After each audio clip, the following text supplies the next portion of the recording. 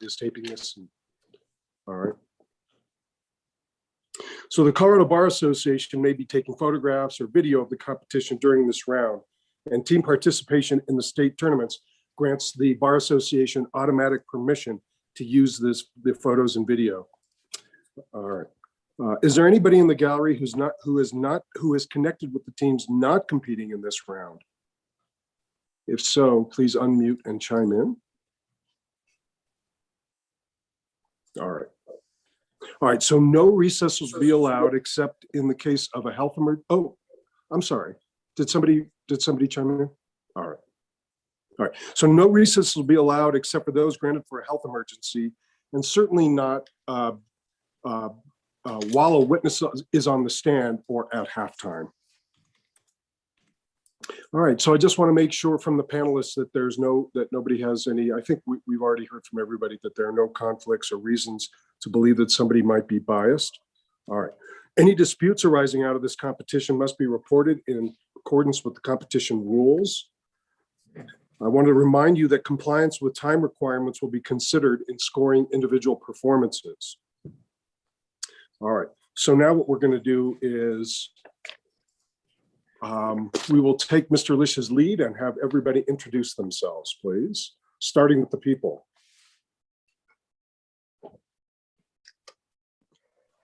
Your Honor, would you like me to introduce myself again? Yes, sir.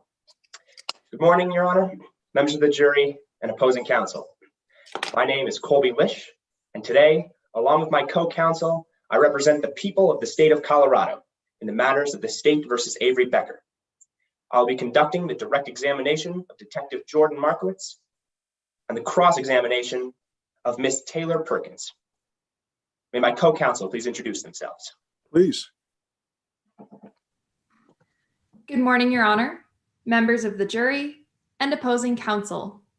My name is Zarina Yufa, and today I will be conducting the direct examination of Mr. Alex Cifuentes, the cross-examination of Miss Avery Becker, as well as delivering the closing arguments. Thank you, Ms. Yufa. Good morning, Your Honor. Good morning, members of the jury, and good morning, opposing counsel. My name is Jordan Davidson, and today I will be conducting the direct examination of Ms. Kyle Kuzak, the cross-examination of Professor Blake Van Owen, as well as delivering the opening statement for the people. May our witnesses introduce themselves? Yes, thank you, Ms. Davidson. I appreciate it. Good morning, Your Honor, ladies and gentlemen of the jury and opposing counsel. My name is Louis Sharp, and I am Alex Cifuentes. Welcome, Mr. Sharp. Good morning, Your Honor, members of the jury and opposing counsel. My name is Connell Barton, and I am Detective Jordan Markowitz. Thank you, Mr. Barton. Good morning, Your Honor, members of the jury and opposing counsel. My name is Morgan Romine, and today I am Kyle Kuzak. Welcome, Ms. Romine. Thank you. All right, now for the defense. Good morning, Your Honor, opposing counsel, members of the jury. My name is Clara Ann Wind, and today I and my co-counsel represent Avery Becker. Today, I will be giving the closing argument, as well as conducting the direct examination of Avery Becker and the cross-examination of Kyle Kuzak.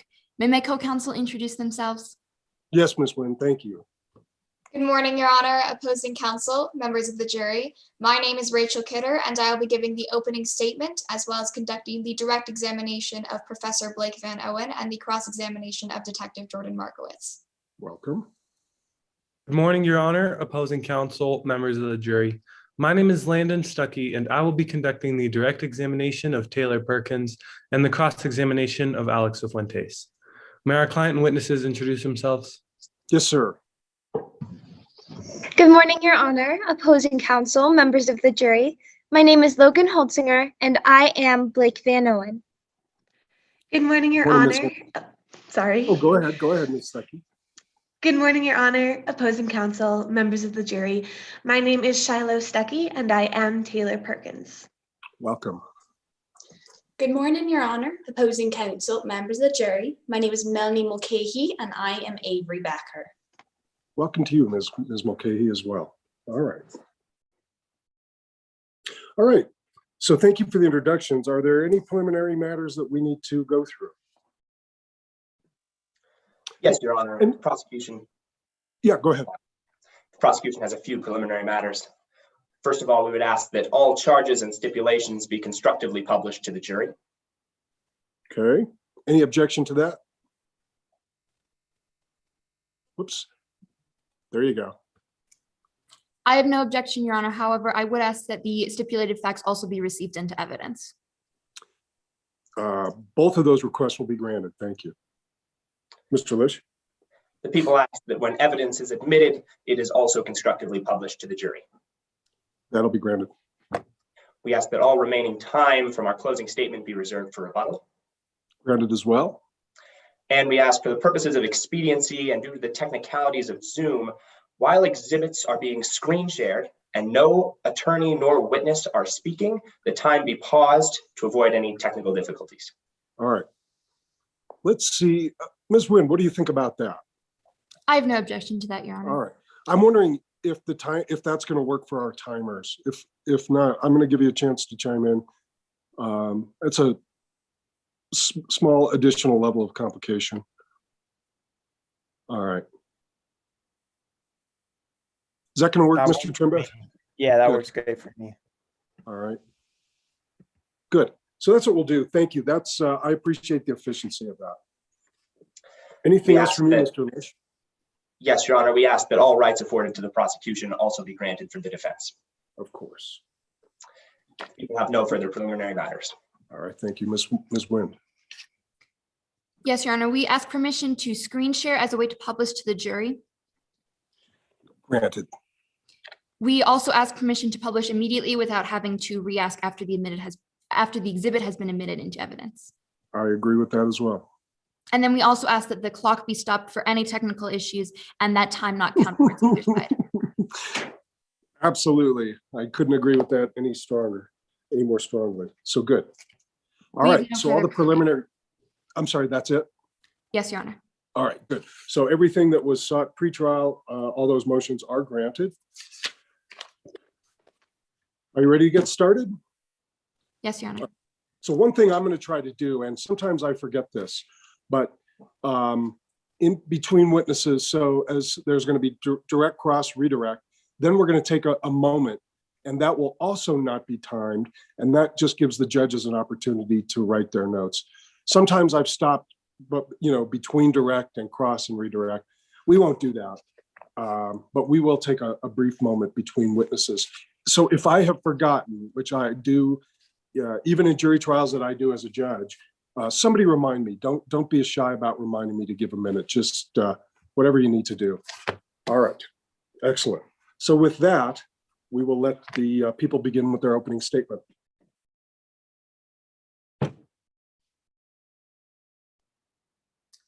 May I proceed, Your Honor? Yes, you may, Ms. Davidson. Thank you.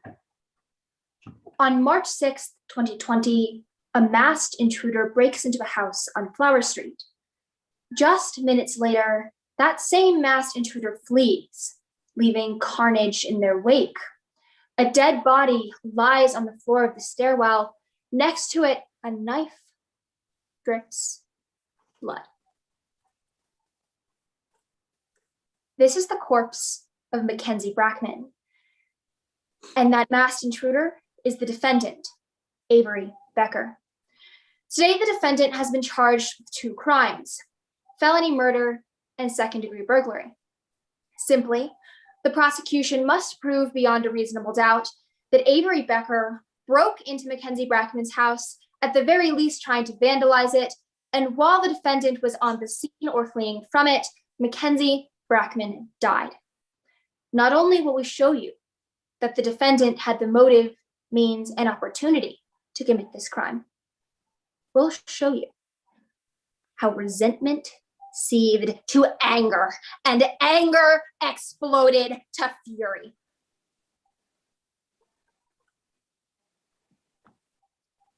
Let's start at the beginning. Mackenzie Brackman was a celebrated criminal defense attorney, a man kind enough to donate his time to coaching a high school mock trial team. a team that the defendant belonged to, at least until their expulsion.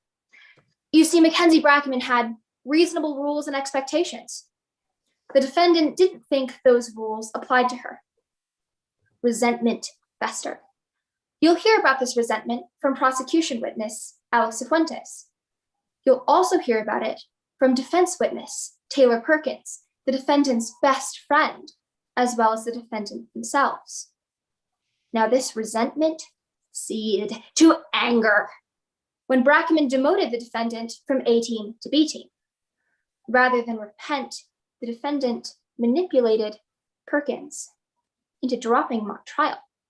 You'll see throughout this case how the defendant asks and Perkins follows. Puppetry at its finest. And once Avery was back on the team, surely all the issues resolved? No. Brackman asked the defendant to work just a little bit harder. The defendant grabbed a permanent marker, stormed outside, and vandalized Brackman's car.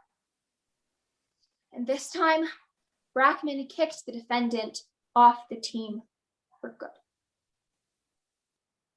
The defendant's anger seethed to fury as they told their mother, "I'll get Brackman back if it's the last thing that I do." And then drafted a plan that they sent to Alex Cifuentes, saying, "I'm going to break into his house and trash it. That'll show him. That'll show him." The defendant wanted to teach Brackman a lesson. It turned out to be a deadly one. Detective Jordan Markowitz will show you that on March 6th, 2020, the defendant's phone was at the scene of the crime when the crime was taking place, which leads us to Kyle Kuzak, who will show you that when the defendant broke into Mackenzie Brackman's house, Brackman was alerted and met the defendant with a knife. Panicked and furious, the defendant won that knife in the struggle and brought the knife down through muscle, bone, aorta. Mackenzie Brackman died. Now, this would be enough for you to convict the defendant, but the prosecution is going to give you more. We're going to show you the conspiracy between Taylor and the defendant. We're going to show you how Perkins was the getaway driver and how the defendant left Mackenzie Brackman's broken, bleeding body on the stairwell. The defendant told Perkins where that body was, and Perkins called 911. So the people ask you, as you listen to this case, to remember resentment, remember anger, remember fury, so that when my co-counsel stands before you and asks you to find the defendant guilty, you know the right answer. Thank you. Thank you, Ms. Davidson.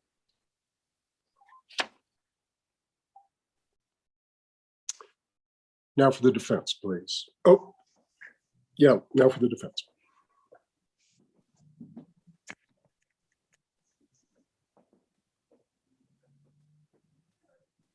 Don't judge a book by its cover. That applies to this case too. The prosecution just showed you a book with an interesting cover.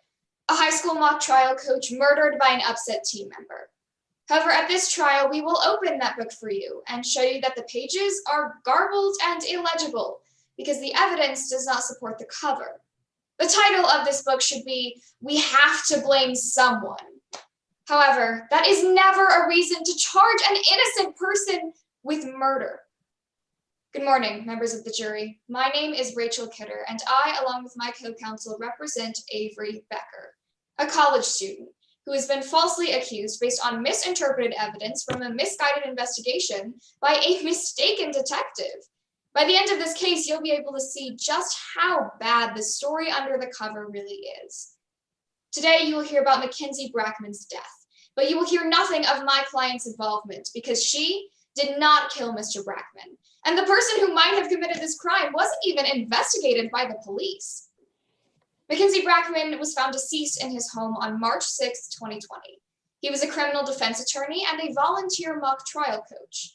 The police almost immediately focused the investigation on a high school student on Mr. Brackman's mock trial team, our client Avery Becker.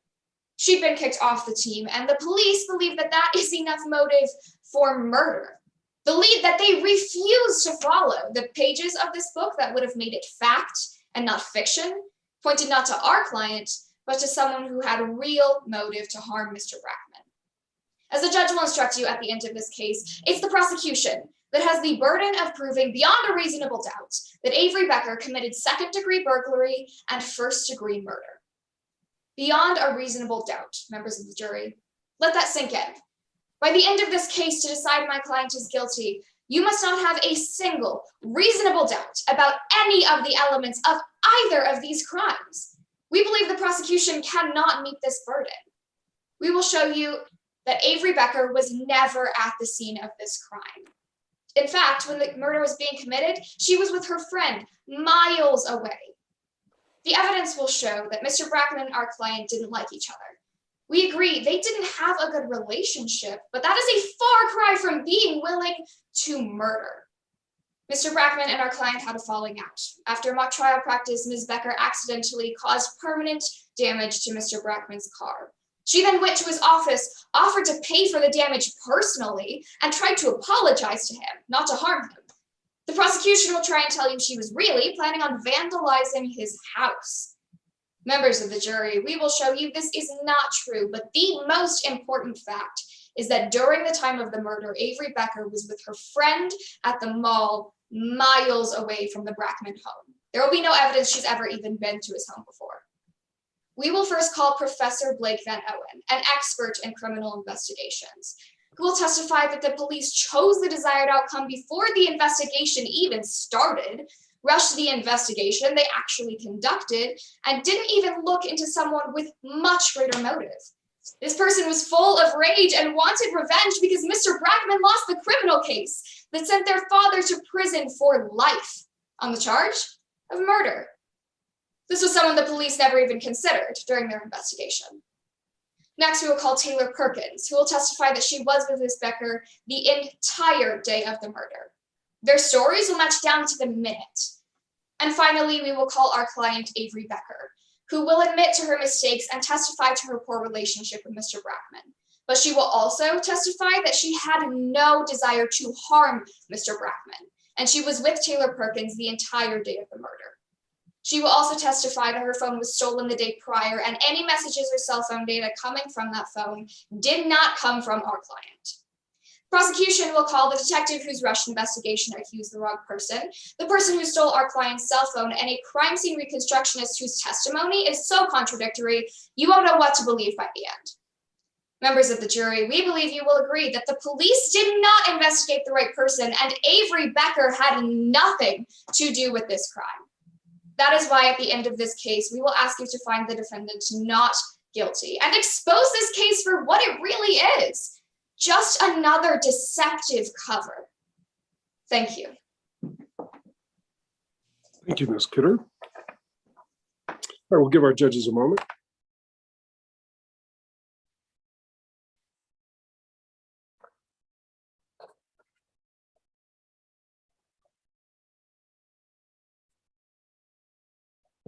All right.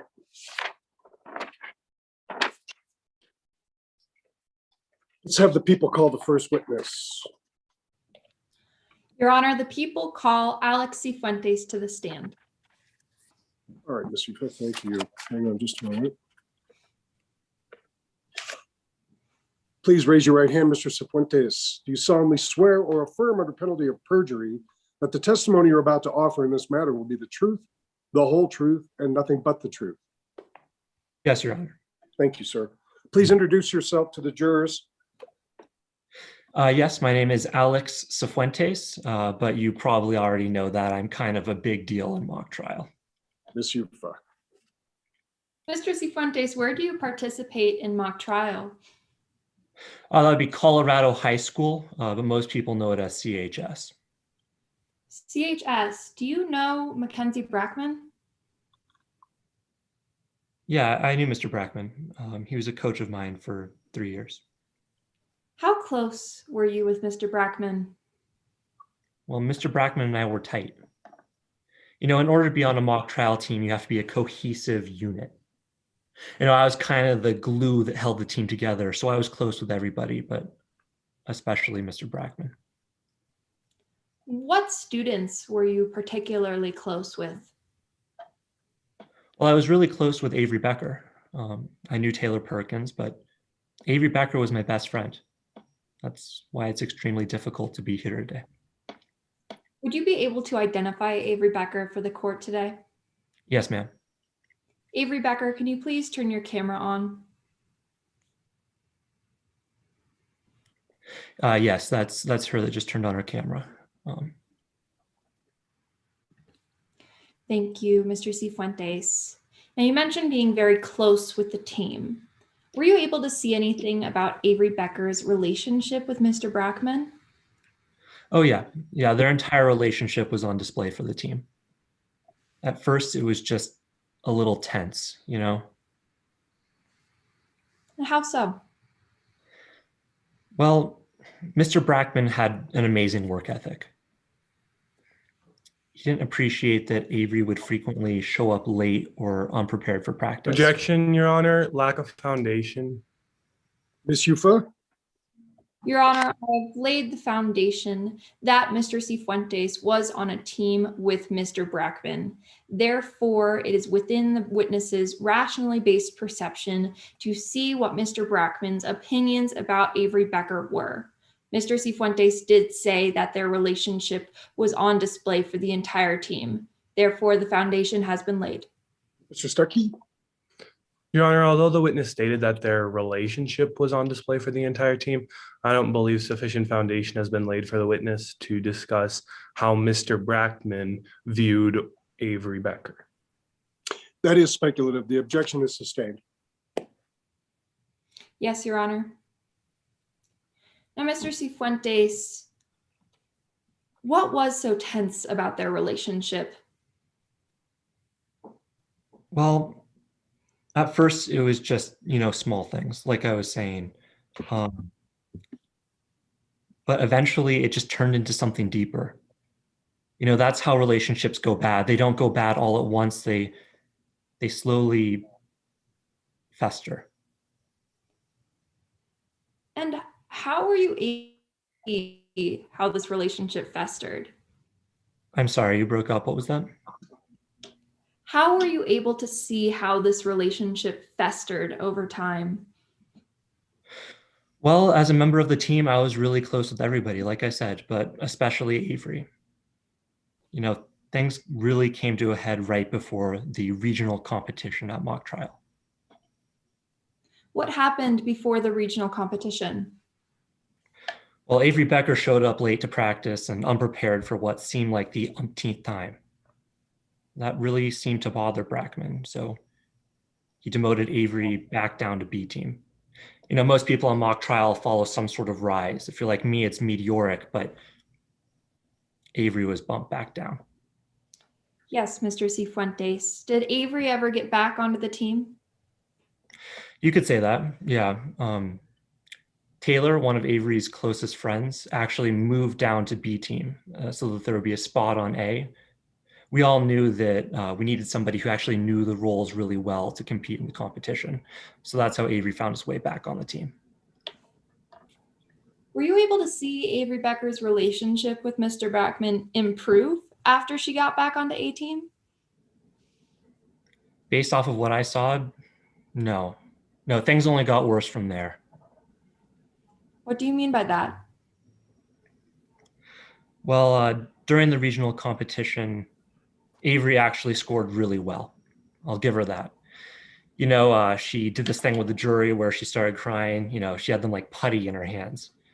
Of course, it was all fake, but the jury loved it, and she won. Objection, Your Honor. Improper character evidence. Ms. Yufa?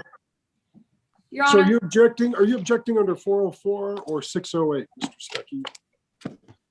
Stuckey? Under rule, one moment. That's all right.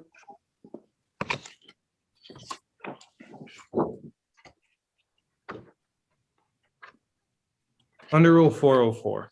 All right, so under 404B, Ms. Yufa? Your Honor, pursuant to Rule, oh, my apologies. You said Rule 404B or A? 404, including Your A. Honor, yes, Your Honor. Pursuant to Rule 404A, Rule 608A and B are both able to be used in order to attack a witness's credibility for truthfulness or untruthfulness. Mr. Cifuentes has just testified that Avery Becker was able to cry fakely on the stand. Therefore, this goes to Avery Becker's character for untruthfulness because this crying was not authentic. Mr. Stuckey, last word. Your Honor, this indeed goes to Ms. Becker's character. And due to this being involved in mock trial and other things going on, this is improper. I think that this is an issue going to the ambient perception of the witness. I don't think it's character evidence at all, so I'm going to overrule the objection. Yes, Your Honor. Mr. Cifuentes, do you remember what you were saying? Yeah, big crocodile tears, you know, but the jury loved it. She won a bunch of awards. That didn't change the fact that she just wasn't very well prepared. So what was the problem that you mentioned? Well, like I was saying, she just wasn't prepared, and that seemed to bother Brackman. You know, at the end of every regional competition, we do this thing where we break down the trial. You know, we debrief. And in our mock trial room, we have this big whiteboard and an easel with some paper. I remember after the trial, Mr. Brackman told Avery that if what she did— Objection, Your Honor, hearsay. Ms. Yufa? Yes, Your Honor. Pursuant to Rule 8046, this is a statement made by the declarant who is unavailable because of Avery Becker. This means that it is the wrongly ensued unavailability of Mr. Brackman. Therefore, it is admissible. Well, the problem I have, before I let Mr. Stuckey finish, is I'm not even sure what the question was and what the answer was. So one of the problems I'm having is I can't tell if it's an out-of-court statement offered to prove the truth of the matter asserted, because I'm not really sure what the matter asserted is. So I'm going to let the question, I'm going to withhold a ruling. I'm going to let the question be re-asked and answered, or re-asked in its entirety, and then we'll see if an objection is proper. I appreciate the objection. Sorry to make such a long ruling. Go ahead. Mr. Cifuentes, what were you saying Mr. Brackman said? I was saying that he told Avery that if she did what she did in real life— Objection, Your Honor, hearsay. All right. Ms. Yufa, now let's get to it. Your Honor, were you able to hear the statement? I was. I saw where we were going, and Yes, Your Honor. Again, I stand by my objection response that this is admissible pursuant to Rule 8046. However, in addition, I would say that this is not hearsay because it is not being offered for the proof of the matter, for the truth of the matter asserted. Your Honor, it is not being offered to show that what Avery did would be malpractice. It is instead being offered for the relationship between Mr. Brackman and Avery. I believe it is hearsay, so I'm going to sustain the objection. Yes, Your Honor. I'm sorry, it's hearsay without an exception, so I'll sustain the objection. Mr. Cifuentes, what happened with Avery and Mr. Brackman? I just remember this huge argument about the regional competition. And Avery was really, really upset, more upset than I'd ever seen her. What did Avery do? She went over to that piece of paper that I was talking about earlier by the whiteboard, picked up a marker, and ran outside. What did Avery do once she got outside? She wrote on the hood of Mr. Brackman. Objection, Your Honor. Calls for hearsay. The witness did not see this event take place. Ms. Yufa? Your Honor, it is the witness's statement that he was at this practice. Therefore, he was able to see this occur. Mr. Stuckey?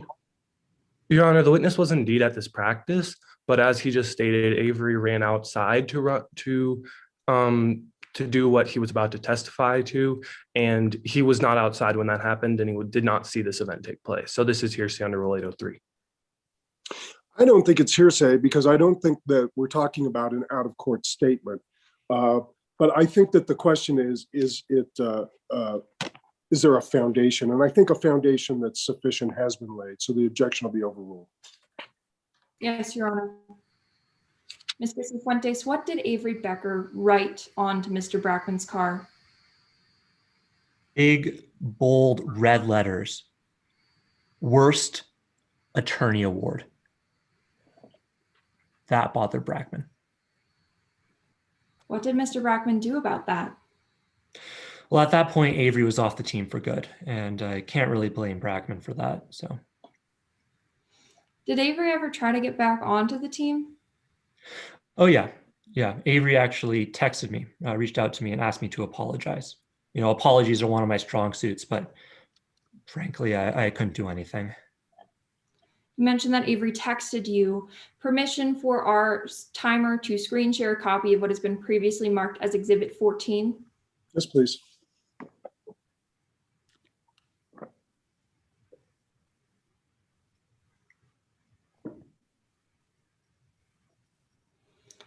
Mr. Cifuentes, are these the text messages that you noticed receiving?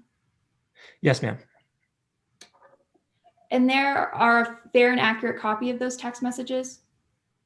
Yes, authentication. I remember this from mock trial. Yes, they're fair and accurate, and I know that because I took the screenshots and I received the text messages. You mentioned that you did take the screenshots of these text messages? Yes, ma'am. The prosecution moves to admit Exhibit 14 into evidence. Any objection to Exhibit 14? Mr. Stuckey? Yes, Your Honor, I object on the basis of hearsay to the green text messages as well as lack of foundation. All right. And what's the foundational problem?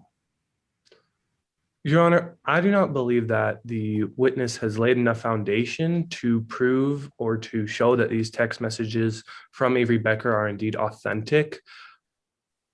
Thank you. Ms. Yufa? Your Honor, to deal with the hearsay matter first, the green statements are not being offered for the truth of the matter asserted. Therefore, they are not hearsay. It is only necessary in this case to see what Avery Becker said. Therefore, it is not important what the messages in green say. In addition to the lack of foundation argument, pursuant to Rule 901, in order to authenticate a document, one must be able to say that the document is what they say it is. Mr. Cifuentes has laid the proper foundation to assume that at that moment, he was aware that these text messages were from Avery Becker and that these are a fair and accurate copy of the screenshot of the text messages that Alex Cifuentes received. Therefore, he has laid the proper foundation pursuant to 901 for this exhibit to be admissible. Mr. Yufa, or Mr. Stuckey, excuse me. Your Honor, pursuant to Rule 901, as opposing counsel stated, there are assumptions going on here, and the foundation has not been laid that the witness has texted with Avery Becker before, has seen the way Avery Becker texts, anything like that. And I still don't believe there's been sufficient foundation laid. Response, Your Honor? Nope. I think that the foundation is more than sufficient. And with respect to the hearsay objection, that's a little bit harder. I think in a typical trial, if indeed Ms. Yufa is right, we would redact the green, but I'm going to let it in for purposes of what we're doing today, notwithstanding the good objections. So the objection's overruled. Yes, Your Honor. Mr. Cifuentes, you mentioned that Avery asked to apologize. Are these the text messages in which you saw that? Yes, ma'am. What else happened in these text messages? Well, towards the end, things got really disturbing. What do you mean by disturbing? Well, that's when I knew that something was going to happen. He said, if you think that Mr. Brackman was upset when he saw what I did to his car, wait till you see what I do to his house. Did Miss Becker say anything else? Oh, yeah. Yeah, she laid out her entire plan. She said, I'm going to wait until Mr. Brackman goes to work, and I'm going to wait to break in and trash it.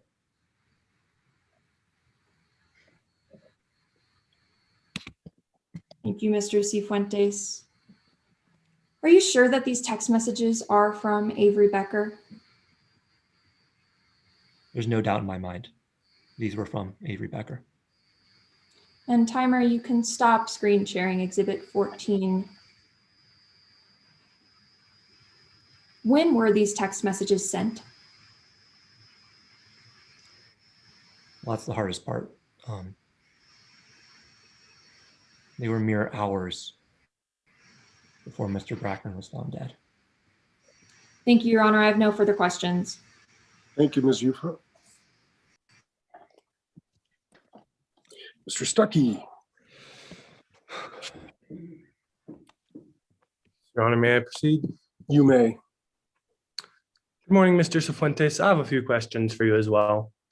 Your testimony under oath today is that you and Avery Becker were best friends, right? We were very close, yes. But let's talk about how you viewed your best friend. First, you wondered why Mr. Brackman even put up with Miss Becker on the mock trial team, right? Yes, that's correct. And you didn't like the way that Miss Becker treated the team or Mr. Brackman, did you? No, Avery was constantly late and it left the team in a state of anxiety. It was really poor teamwork. And in addition to not liking the way that your best friend treated the team or Mr. Brackman, you thought that she always played the victim, right? You could say that, yes. And you thought that your best friend won those mock trial awards that you talked about without any real talent, right? I did say that, but I would change that slightly. You know, she was talented in the sense that she was able to improvise, but she wasn't talented in the sense that she was able to work.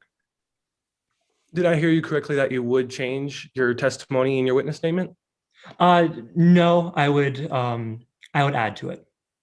You would add to it. I'm going to ask you throughout the rest of your cross-examination to not add to the rest of your witness statement and to abide by your oath that you took at the beginning of your direct examination. Moving on, you agreed with Mr. Brackman demoting your best friend to the B team, right? Yes, sir. And you didn't even want your best friend on the same mock trial team as you, isn't that right? Yes, it was for the good of the team. And you even thought that Mr. Brackman should have pressed criminal charges against your best friend for what happened to his car, right? I absolutely would have. Absolutely. Let's talk about the charges before this court today. While this case was being investigated, you did not hesitate to speak with the prosecution, did you? No, sir. I want to tell the truth. But you had no interest in speaking with the defense side representing your best friend, isn't that right? Yes, that's correct. The defense was not interested in the truth. Let's talk about those text messages. You don't have that cell phone anymore, do you? No, sir. And the police did not even ask you to keep that important cell phone, did they? No, they asked me to send screenshots of the text messages that I received. They said that was the best practice.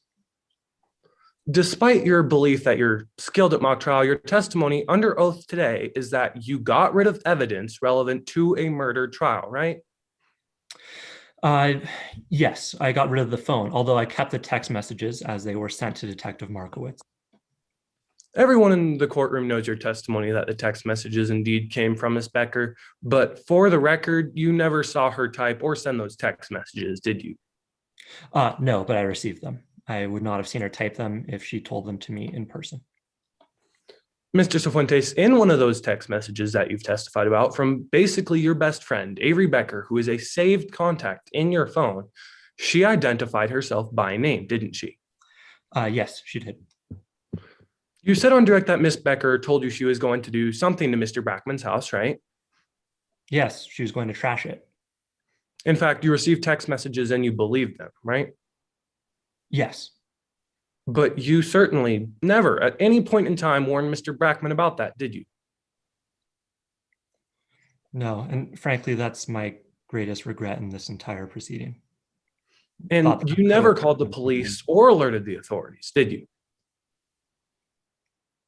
No, like I said, that's my greatest regret. You testified on direct that the screenshots you sent to the police were mere hours after Mr. Brackman's death. But in fact, it was not until 3 months after Mr. Brackman's death when the police called you that you decided to inform them about these text messages. Isn't that right? Yes, that's correct. Thank you. I have no further questions, Your Honor. Thank you. Ms. Yufa, redirect, please. I have no redirect, Your Honor. May this witness be excused.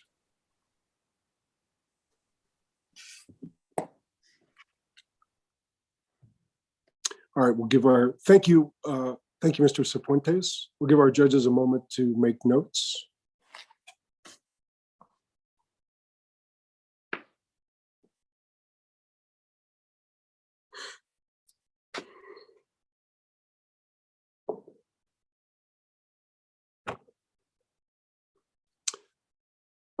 All right, next witness for the people, please. The people call Detective Jordan Markowitz to the stand. All right, Mr. Lish. Detective Markowitz.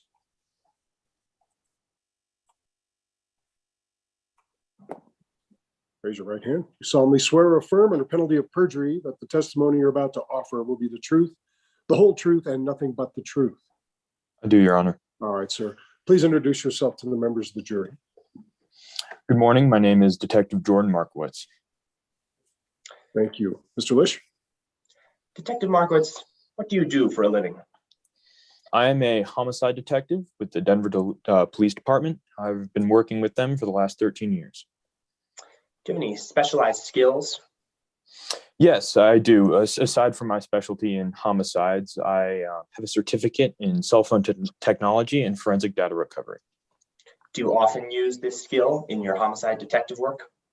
All the time. I've downloaded the contents of hundreds of cell phones and I've testified using it in over 50 cases. How many years have you been a homicide detective? Like I stated, I've been a homicide detective for the last 7. Thank you very much, Detective. The people now move to admit Detective Jordan Markowitz as an expert homicide detective and an expert in forensic data recovery and analysis, specifically in cell phones. Hang on. So the first proposed area of expertise was what? An expert homicide detective. Homicide detective. All right. So this witness has been offered as an expert in homicide detective and forensic data recovery and analysis. Any objection from the defense? Yes, Your Honor, we object on the basis of forensic data recovery and analysis, specifically cell phone analysis. This witness laid no foundation to having any knowledge, experience, training, skill, or education in that field. What about that, Mr. Lish? Your Honor, this witness previously testified that he had specific training in the field of cell phone recovery and analysis, and furthered his testimony by saying that he uses that training frequently throughout his time as a homicide detective and has testified in court multiple times using that specific training. Pursuant to Rule 702, he is qualified. All right. So I have to say that this objection is very well founded. I don't think there's really enough with respect to each of these, but I'm going to consider this to be more of an issue of weight rather than admissibility, and the objection will be respectfully overruled. May I proceed, Your Honor? You may. Detective Markowitz, how were you first introduced to this case? Well, it was like any other. I received a call for an incident on 444 South Flower Street. And when I got to her residence, I noticed there was a body just inside the front door. Were you able to identify the body? Yes, I was. It belonged to Mackenzie Brackman. And were you able to identify the means of killing? Yes, sir. There was a knife just inside the front door, and there was a large stab wound on his shoulder. Detective Markowitz, did you photograph Mackenzie Brackman's body? Yes, sir. Me and my forensic team did. Would you recognize a photograph? Yes, sir. Would the timekeeper please share Exhibit 1?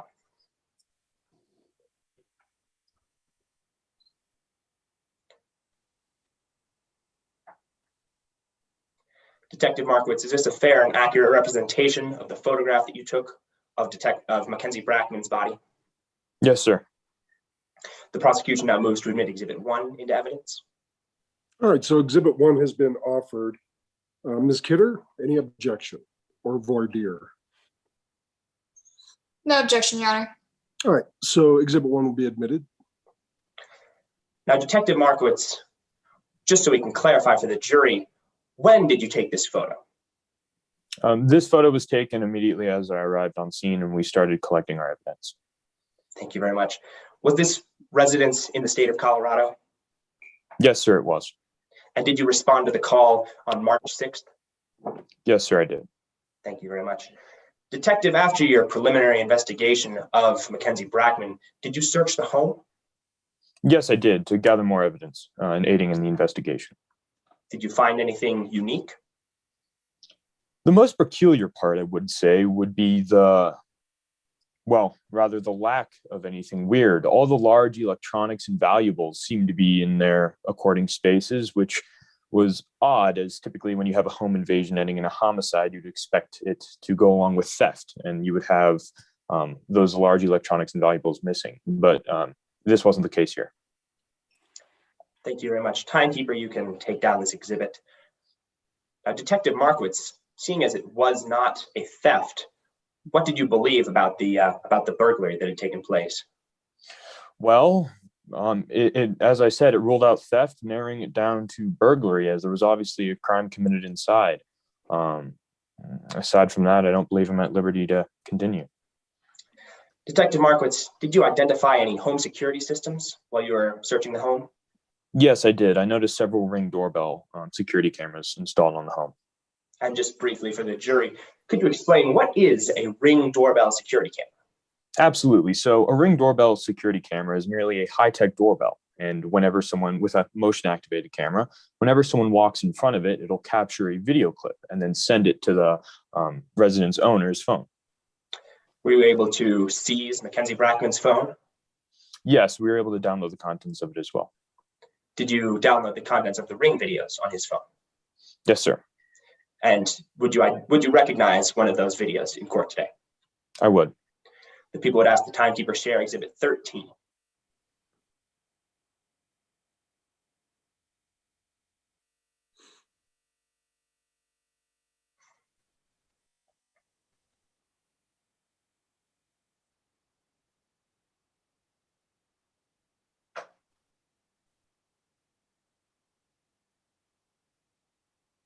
Detective Markowitz, is this a fair and accurate representation of a video that you downloaded off of Mackenzie Brackman's phone? Yes, sir, it is. The people now move to admit Exhibit 13 into evidence. Any objection to 13? No objection, Your Honor. 13's admitted. Detective Markowitz, in this video, can you see the road? No, you cannot. The only thing visible, aside from the intruder leaving, would be the brick privacy wall on the far side of what I believe is the front door, as well as the neighbor's back door. Detective Markowitz, were you able to identify which Ring video this video was taken on? Yes, this was the front door of the residence. And was this the same front door that Mackenzie Brackman was lying in the threshold of, as we previously saw in Exhibit 1? Yes, sir, it was. Now, Detective, based on your analysis of the scene and viewing of this video, do you think it would be possible for someone to see the body from the street?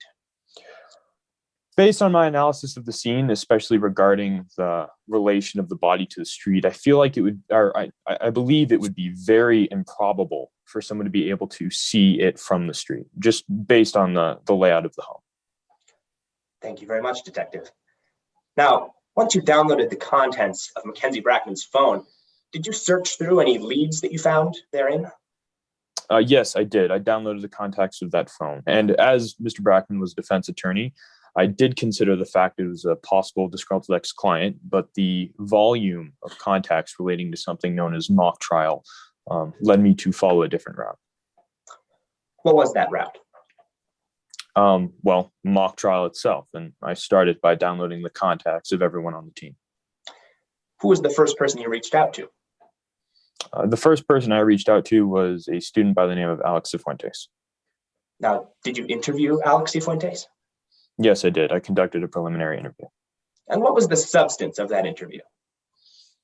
Like I stated, it was preliminary. I was merely trying to get a feel for the team and better understanding of the workings of it. In this case, Mr. Cifuentes informed me of a history between one of the other team members and Mr. Brackman. Now, who was this other team member that Mr. Cifuentes informed you of? That would be the defendant in this case, Avery Becker. Did you proceed to investigate Avery Becker? Yes, I did. And what did that investigation entail? Well, I attempted to set up an interview to help gather further evidence and get a better understanding of what might have happened. However, I was stopped by an attorney. So I downloaded the cell contents of Avery Becker's phone. Now, Detective Markowitz, did you have any substantive evidence that led to your investigation of Avery Becker? Yes, and to the cell contents I'm referring to, that was the CDRs. Thank you very much. Rather, Detective, did Alex Cifuentes give you any substantive evidence that led to your investigation of Avery Becker? Oh, absolutely. Alex Cifuentes provided me with screenshots of some texts that they had exchanged. And what about the texts led to your investigation? Well, the contents of the texts were interesting, to say the least. In them, Avery Becker detailed a plan to break into Mr. Brackman's house and trash it. Thank you very much, Detective. You said you downloaded the contents of Avery Becker's cell phone. Specifically, you mentioned CDRs. Could you explain for the jury what are CDRs and how did you download that data? So absolutely, I use CDRs all the time, and it's merely you get it from the cell provider of the cell phone. And a CDR is when any contact is made between a cell phone and a cell tower, there's a record of that contact made. In this case, anytime there's a cell call or a text message sent to the phone, it'll connect to a tower, and specifically one antenna on that tower that covers a 120-degree cone. And in doing so, I can essentially track the approximate location of a phone as it moves throughout the day while it's receiving calls and connecting to various towers. Were you able to accurately download the contents of Avery Becker's CDR data from March 6th? I was, yes, sir. And is there a way to visualize the CDR data to make it easier to understand? Yes, sir, there is. Would you recognize a visualization of Avery Becker's CDR data from March 6th? I would. Would the People's Timekeeper please share Exhibit 16?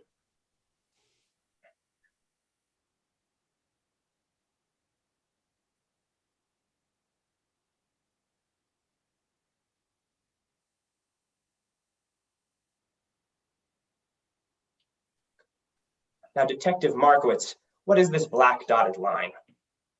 I'm sorry, I believe the exhibit. Oh, there it is. There we go. The black dotted line in this case would be an approximate path using my analysis of the CDR data that Avery Becker's cell phone traveled on during the day. And those red cones you see there are the 120-degree antennas I mentioned that Avery Becker's cell phone connected to. The people now move to admit Exhibit 16 into evidence. Is there any objection to Exhibit 16? No objection, Your Honor. All right, thank you. Exhibit 16 will be admitted, Ms. Kidder. Now, Detective Markowitz, based on this analysis that you've provided us, where do you believe Avery Becker's cell phone was on March 6th? Well, based on this analysis, I believe that Avery Becker's cell phone was indeed at Mackenzie Brackman's house, as Avery Becker's cell phone did connect to that bottom cone 3 times, right in the time frame of the murder. And as you can see, those cones follow a pretty distinct path from the area in which Avery Becker lived to the area in which Brackman lived. Detective, based on your holistic evaluation of all of the evidence you collected, as well as the CDR data that you see in front of you, what is your final opinion on this case? Based on all of the evidence that I was able to gather, from the text messages to the interview with Alex Cifuentes, to the CDRs, to my investigation of the home, I believe that Avery Becker was indeed the person who murdered Mackenzie Brackman. Thank you, Detective. Thank you, Your Honor. I have no further questions for this witness at this time. Thank you. All right, Ms. Kidder, cross-examination. Good morning, Detective. I have a couple questions for you as well. First, I'd like to start with something you testified to on direct. You said that given the fact that there was no road visible in the ring security video, it would be very hard for someone on the road to see Mr. Brackman in the home. Do you remember that? I do, and I believe that was because Mr. Brackman was laying inside the front door. Did you create a witness statement in this case? Yes, I did. If you could please turn to that witness statement for us. Absolutely, ma'am. At the top, can you read on the screen where it says Detective Jordan Markowitz? I do see that, yes. And if you'll turn to the last page for us. Once we get there, you'll see a signature at the bottom. Can you just verify for the jury that that is your signature? Yes, it is. Great. Now, if you can read above, starting at line 188, I have carefully reviewed this statement. It is true and accurate. Did I read that correctly? Yes, you did, ma'am. Now, if you would please turn to line 15 on page 1.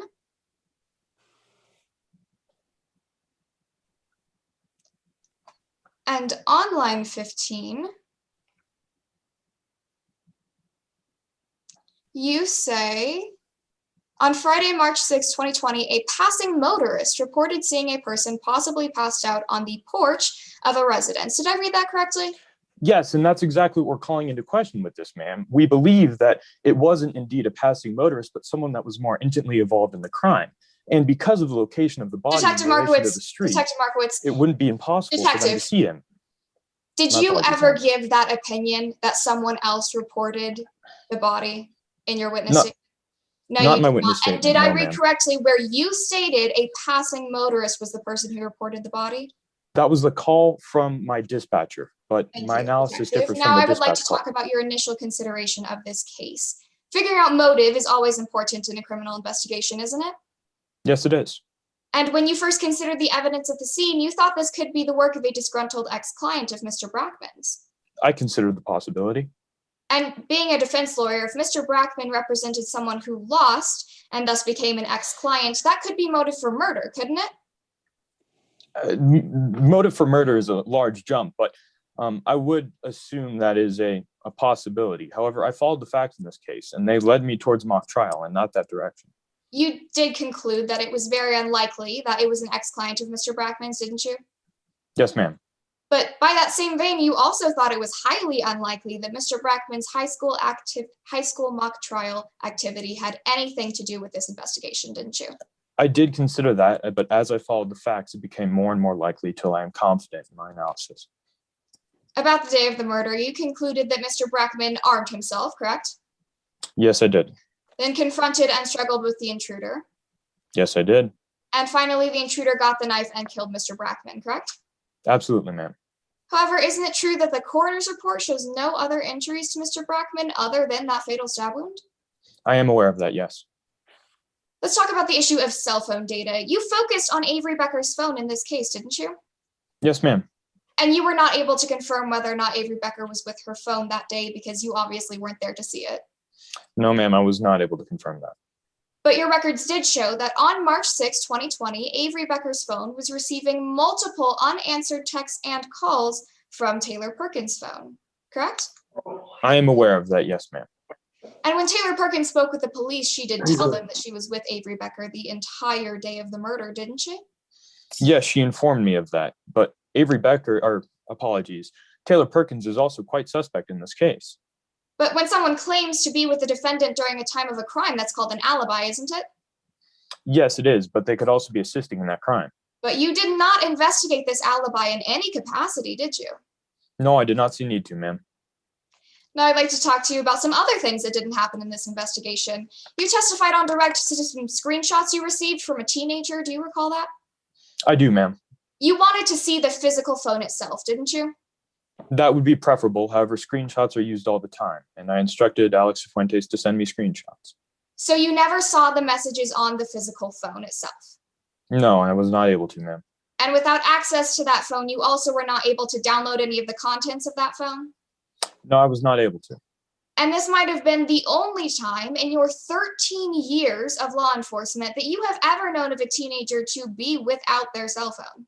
Yeah, it did strike me as odd. However, the stress of a police interrogation room, especially for a high schooler, it can make people forget things. Stress is finicky like that. Detective Markowitz, I'm using your words exactly, but I can turn you back to your witness statement if you would like. Yes, I agreed with you, ma'am. Thank you. So you did not obtain Alex Fuentes' phone, and you also did not obtain my client's phone, did you? No, I did not, ma'am. Next, and maybe most importantly, you did not do a detailed investigation of Blair Rollins, did you? No, I did not see need to, ma'am.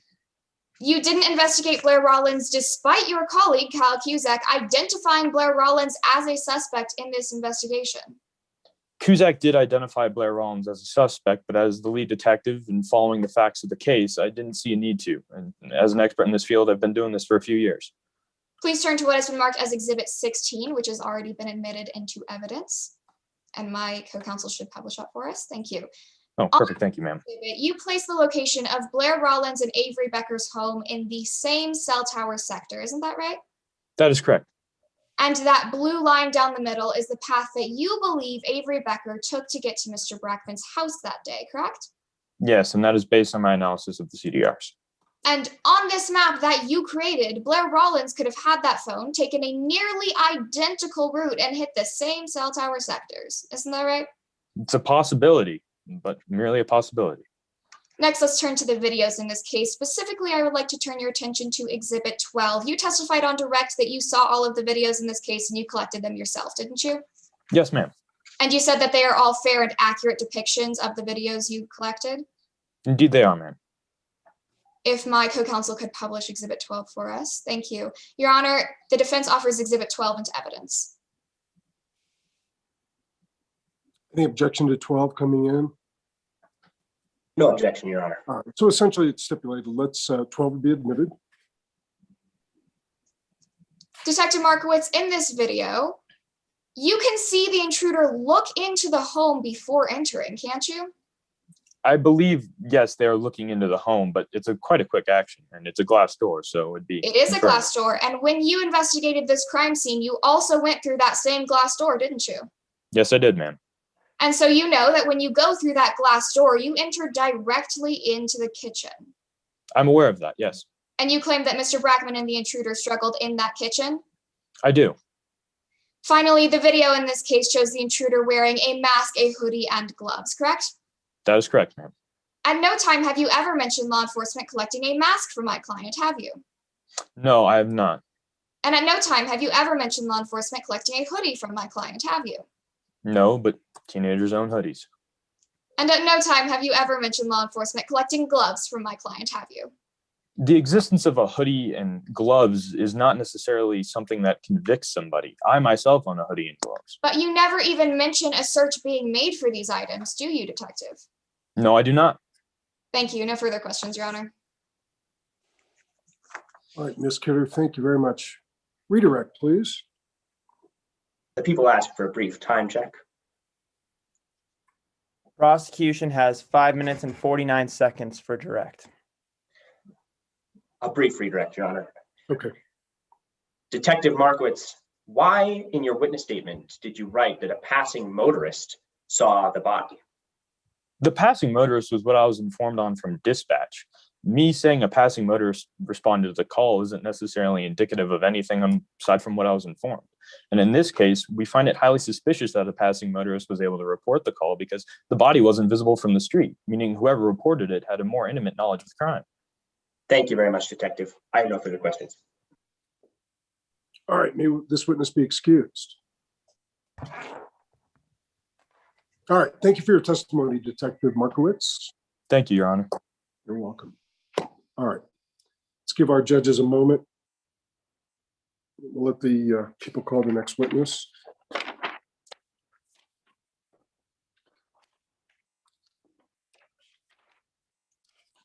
Actually, I need a minute to write a note as well.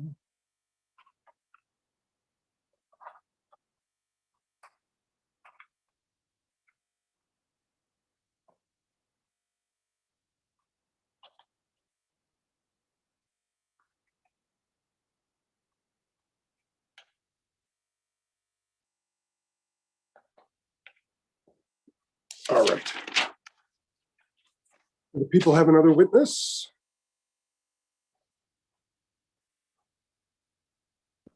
Yes, Your Honor. May I take a moment to deal with something in my house that needs addressing? My Yes, you may. apologies. That's okay. It seems like an emergency. Gives us judges another moment to write notes. Sorry about that interruption a few minutes ago. A security guard walked through the courtroom.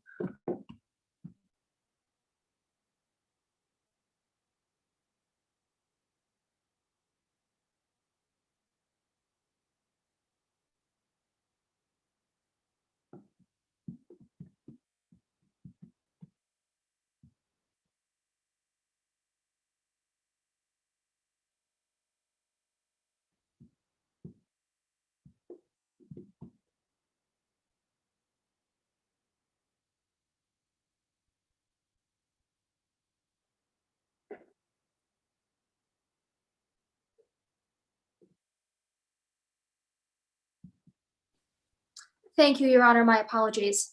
That's okay. Do you need a minute to just catch your breath? No, Your Honor, I'm all right. All right, good. All right, Ms. Davidson. The people call Ms. Kyle Kuzak to the stand. Ms. Kuzak, welcome. Please raise your right hand. Solemnly swear or affirm under penalty of perjury that the testimony you're about to offer will be the truth, the whole truth, and nothing but the truth. I do, Your Honor. All right, thank you. Please introduce yourself to the members of the jury. Of course. My name is Kyle Kuzak. May I proceed, Your Honor? You may. Ms. Kuzak, what's so interesting about a dead body? Nothing. Dead bodies aren't really that interesting. Crime scenes are. That's what I specialize in, but I don't find dead bodies interesting. When you say you specialize in crime scenes, what do you mean? I'm a crime scene reconstruction investigator, better known as a CSR. My entire job revolves around crime scenes. I go to the crime scene, I analyze the crime scene, and then I reconstruct the crime scene. Do you use any specific evidence? Yeah, I look at biological and physical evidence. I look at murder weapons. I look for signs of altercation. I look at security and home security footage. Anything that relates to a crime scene, I look at in order to reconstruct it. Are you certified? I am. I'm certified by the Colorado Bureau of Investigations. And how long have you been working as a CSR? I've been a CSR for 19 years. The most recent 3 are on a tenure with the City of Denver and its police department. Thank you, Ms. Kuzak. Your Honor, at this time, the prosecution moves to tender Ms. Kyle Kuzak as an expert in crime scene reconstruction. All right. Is there, Ms. Wind, is there any objection to this witness being deemed an expert, or would you like voir dire? I have no objection, Your Honor. All right. So at this time, the witness will be admitted as an expert on crime scene reconstruction. May I proceed, Your Honor? You may. Ms. Kuzak, did you hear the defense's opening statement? I did. Did you hear them talk about judging a book by its cover? And do you ever judge a crime scene by its metaphorical book cover? I do not. When I go to the crime scene, I analyze every part of the crime scene and I test my hypotheses multiple times in order to find the final reconstruction. What protocol do you use? I follow a 5-step procedure whenever I analyze a crime scene. The steps are the recognition and documentation, the collection of evidence, the evaluation of evidence, the hypothesis and testing step, and then my final reconstruction. Do you make any documents? I do. I make 2 spreadsheets in the first step, and then I fill them in, and then I make a final flowchart for my conclusion.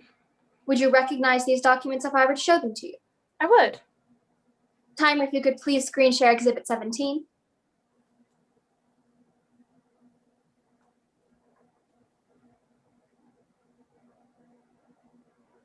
Thank you.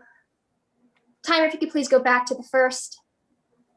Now, do you recognize these flowcharts and spreadsheets? Yes, those are mine. Were they made and kept in the regular course of your business? Yes, they are.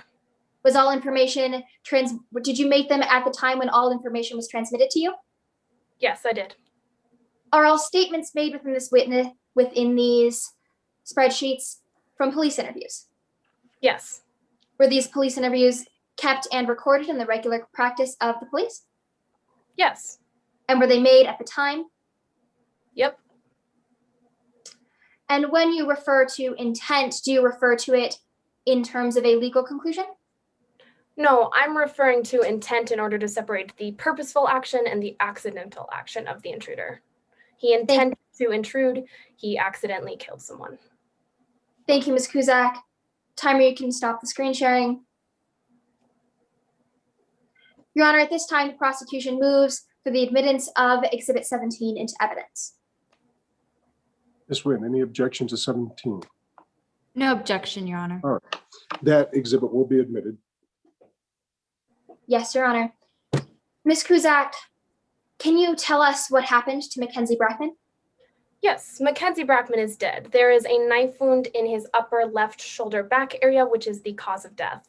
The knife that was the murder weapon is sitting right next to him. From what we can tell, the knife came from inside the house, and the intruder was able to gain control of the knife that Brackman brought from his kitchen and use it to stab Brackman in his back. What physical and digital evidence led you to this conclusion?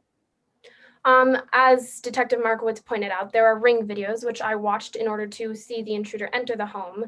And then there is blood spatter. There are drops that follow along the path of the victim as the knife was stabbed into his back. There are drops that follow to his body. And then there is spatter on the walls and ceiling, which come from when the victim pulled the knife out of his own back. Thank you, Ms. Kuzak. Now, with regards to your spreadsheet, you note multiple witness interviews. Are there more people from the mock trial team? Yes, there are. Is Blair Rollins mentioned? Yes. Now, you know that the defense intends to provide Professor Van Owens. Do you have any words to the professor or their conclusions?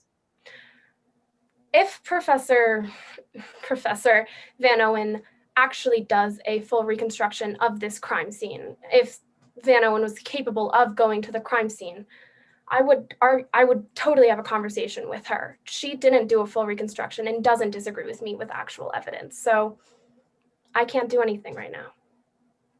Thank you, Ms. Kuzak. Your Honor, I have no further questions for this witness. Thank you, Ms. Davidson. Cross-examination by Ms. Nguyen. Yes, Your Honor. Good morning, Ms. Kuzak. I also have a couple of questions for you. Now, first, while we don't dispute your qualifications to testify today, it is true that you are not a police officer, correct? No, I've never been a police officer. I am completely educated as a crime scene reconstruction investigator, and that is my whole job. But just to be absolutely clear, that means you haven't gone through law enforcement training or received law enforcement certification, correct? I have the certification and the requirements for being a crime scene reconstruction investigator. It is true that I've never been a police officer, yes. Thank you, Ms. Kuzak. Now, we have also heard you visited the crime scene only after it had been processed and the body removed, right? Correct. And I would like to go over some of the evidence that the police don't have here that is sometimes discovered in criminal investigations. First, nobody actually saw the intruder, correct? Because he or she was wearing heavy clothing and a mask, right? Yes, the intruder was wearing clothing and a mask, but we saw the intruder on multiple videos. So we were able to track the intruder's movement around and then as the intruder entered the home. But just to be perfectly clear, I'm not sure you totally understood my question. We don't have facial identification for the intruder. Is that correct? Correct. I don't work in that field. I specialize completely in the crime scene. Any relationship to connecting an intruder to a person is based on detectives' work. But nothing in this investigation shows anything about whether the intruder's clothing or mask was retrieved from my client, correct? Objection, Your Honor. Lack of personal knowledge under Rule 602. Ms. Wind. Your Honor, this witness just testified that she is part of the Denver Police Department, although only a civilian employee. She is a crime scene reconstructionist and investigator. And as such, as she has previously stated, she reviewed all of the information for this case. She has enough knowledge to know whether or not the police did or did not do something in their investigation. May I respond, Your Honor? You may. While my witness did testify that she does work with the police department, she also testified that it isn't her job nor her expertise to conduct searches of people's homes. Her job focuses specifically on the crime scene and evidence found at the crime scene. Therefore, this witness has no way of knowing whether or not the police did or did not find any clothing materials in anyone's homes. I believe that goes to weight rather than admissibility, so I'm going to overrule the objection. Yes, Your Honor. So let me just quick ask that question again, Ms. Kizek, just to be perfectly clear. You or the police in the investigation did not remove the intruder's clothing or mask from my client. Yes or no, please? I did not. And third, nothing in this investigation, we have no fingerprints at the scene of the crime, correct? Correct. The intruder is wearing gloves the whole time. So there was never an opportunity, from what we can tell, it didn't appear that the intruder ever took said gloves off. So there would be no opportunity for us to find fingerprints. But in addition, we also have no DNA evidence at the scene, correct? Correct. There is no, from what we could tell, there is no blood nor hair samples from the intruder. The intruder, as you pointed out, is wearing a lot of clothing, a hoodie, and a mask. So it appeared that all of that was able to keep all of the intruder's biological evidence on the intruder herself.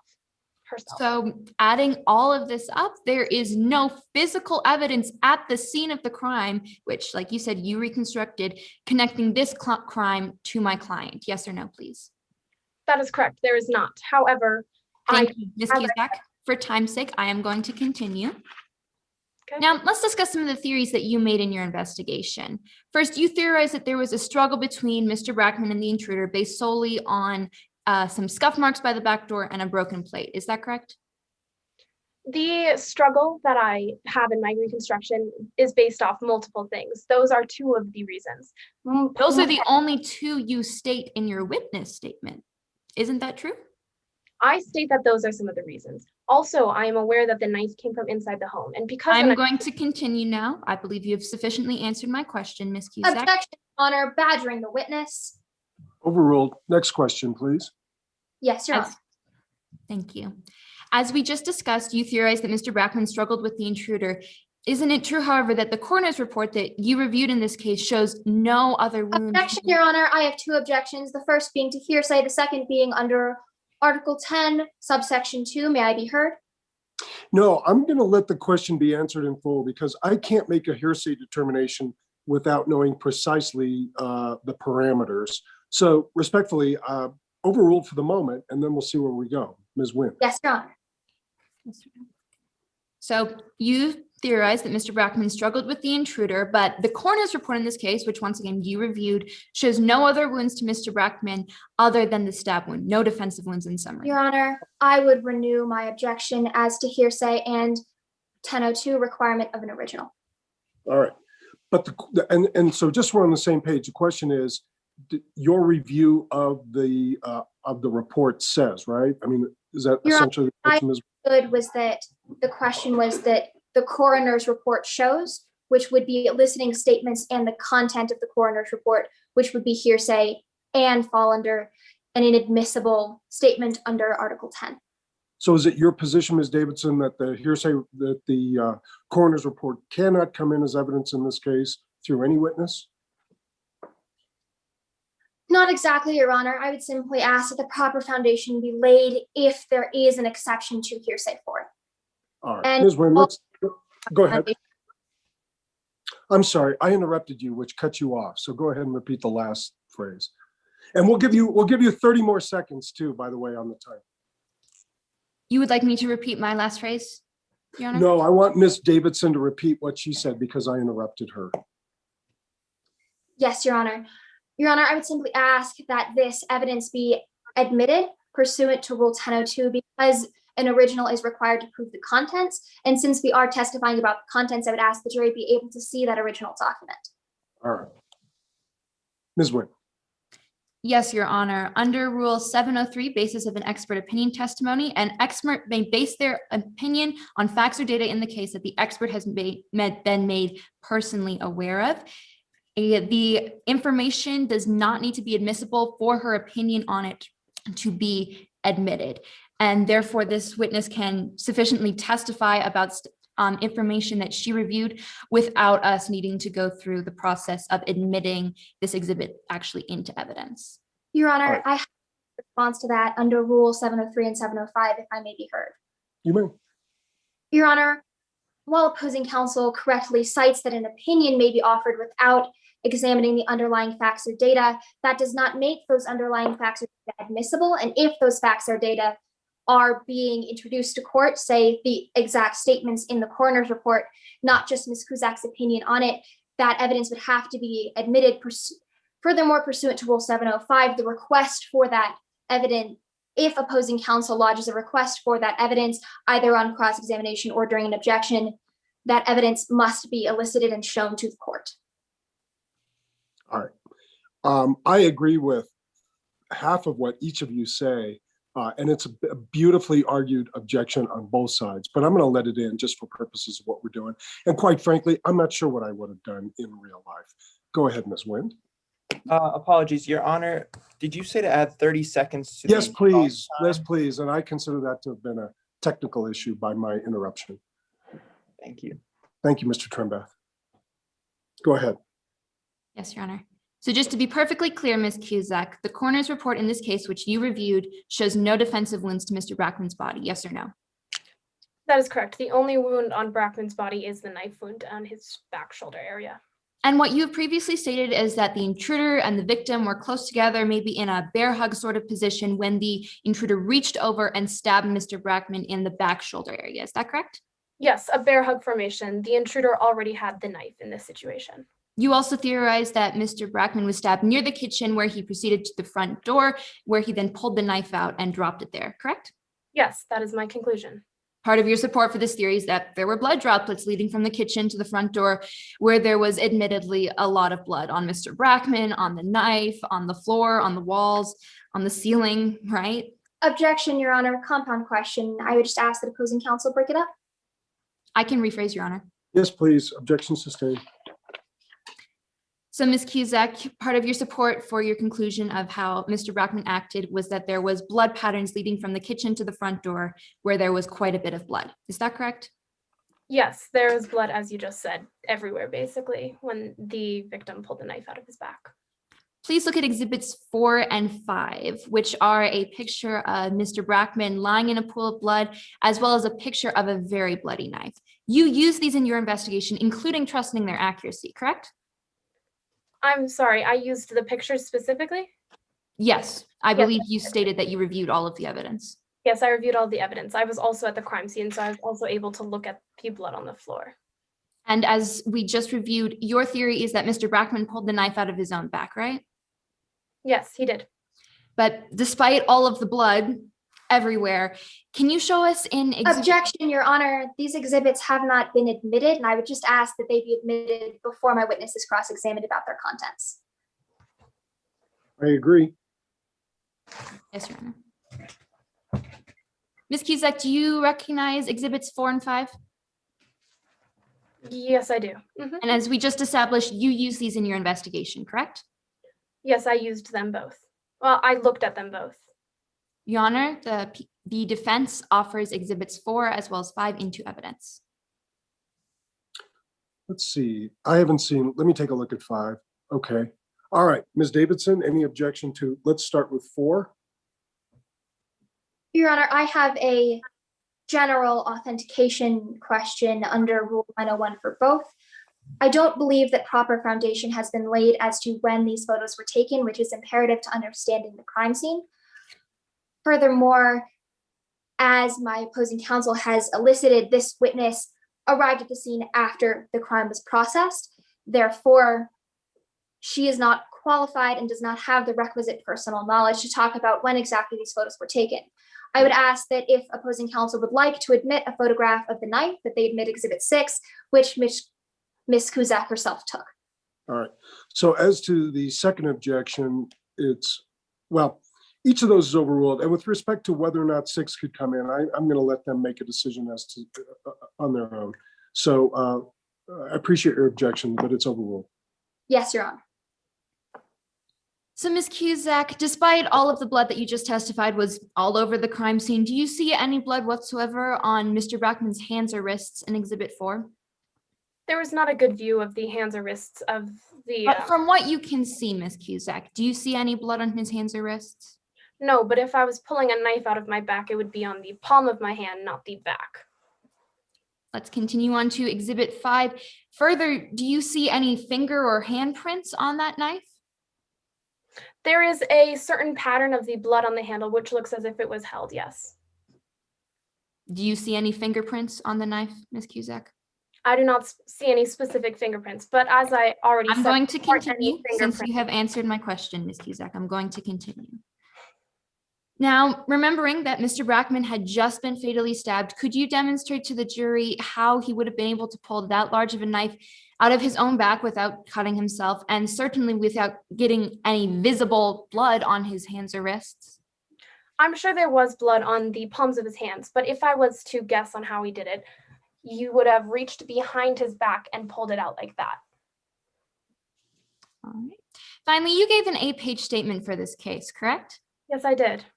And that statement, in your own words, includes everything you know that could be relevant to the events you discussed, right? That is correct. Everything that I thought was relevant to this specific trial, I put in that witness statement. I have more information also in both of my spreadsheets. But nowhere in your witness statement do you even mention Avery Becker's name, do you? No, as I've already said, my job isn't connect people to the. Because we are short on time, Ms. Cusack, I'm going to ask my question, and I ask that you answer with a yes or no answer. You do not mention Avery Becker's name in your statement, yes or no? I would like to clarify because I'm concerned if I just say yes or no. Ms. Cusack, this is a yes or no answer. Go Yes. ahead and answer yes or no. You can be rehabilitated on redirect. So go ahead and answer yes or no, please. No, I don't specifically state the name Avery Becker. No further Time. questions, Your Honor. Thank you. All right, that was to the second. Ms. Davidson, redirect, please. No redirect required, Your Honor. All right, thank you. May this witness be excused then. Thank you, Your Honor. All right. Thank you for your testimony, Detective. Let's give our judges a few more moments.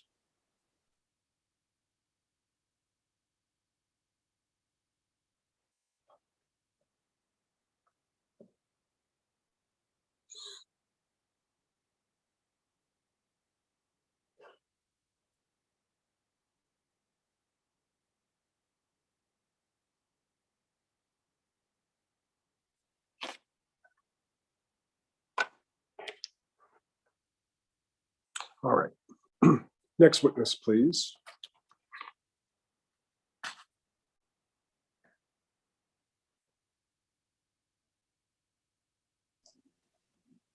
Your Honor, may the defense begin their case? All right, so the people rest? Yes, Your Honor, the people All right, rest. good. All right, thank you, Mr. Lish. I apologize for that. Ms. Kidder. The defense calls Professor Blake Van Owen. Hi, Professor. Please raise your right hand. You solemnly swear or affirm under penalty of perjury that the testimony you're about to offer will be the truth, the whole truth, and nothing but the truth? Yes, Your Honor. Good, thank you. Please introduce yourself to the members of the jury. My name is Blake Van Owen. Ms. Kidder. What do you do for a living? I'm a private investigator and college professor. Please tell the jury about your education. Oh yes, I have a bachelor's degree from the University of Colorado Boulder and a master's degree in criminal justice from Ashford University. Tell us about your work history. I began my career as a police officer with the City of Aurora, Colorado Police Department, right out of college. I was with Aurora for about a year, but I ultimately became a private investigator and college professor. What do you teach? I teach a course on police practices and social justice. We will be offering you as an expert in this case. Do you have any experience testifying as an expert? Certainly, in over 100 cases throughout my entire career. In the federal courts, I've been admitted in Kansas, Arizona, and Colorado, and I've also been admitted in the state courts of Colorado, Wyoming, Nebraska, and New Mexico. Each time you have been offered, has a court found that you are qualified to testify as an expert? Yes, variously. In the fields of crime scene reconstruction, cell tower analysis, general police investigation tactics, as well as use of force, false arrest, and forensic evidence techniques. Your Honor, the defense offers Professor Blake Van Owen as an expert witness in the fields of police practices and criminal investigations.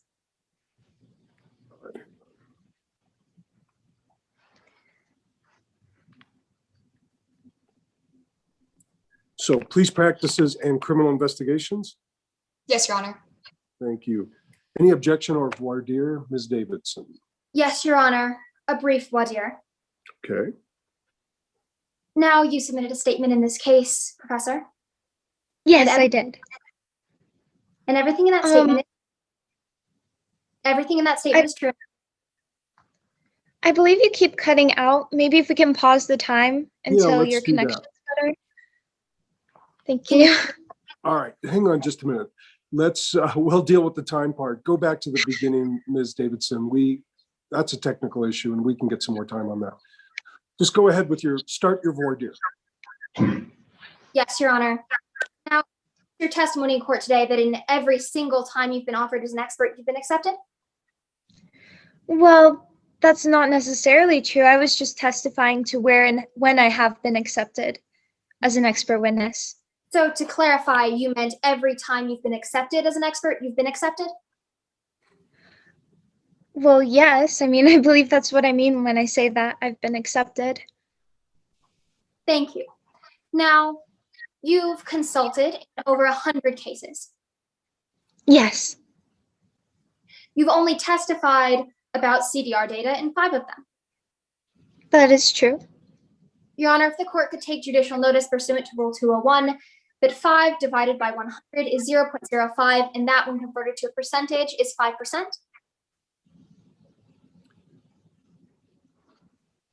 I will take judicial notice of that. I'm not sure that I actually agree with that, so I guess I can't take judicial notice of that. Maybe I just missed something at the beginning. But go ahead, next question. Your Honor, a clarification, so no judicial notice on that? I'm happy to pull. No judicial notice on that because I didn't follow it completely. But that's okay, you can still move on. We will,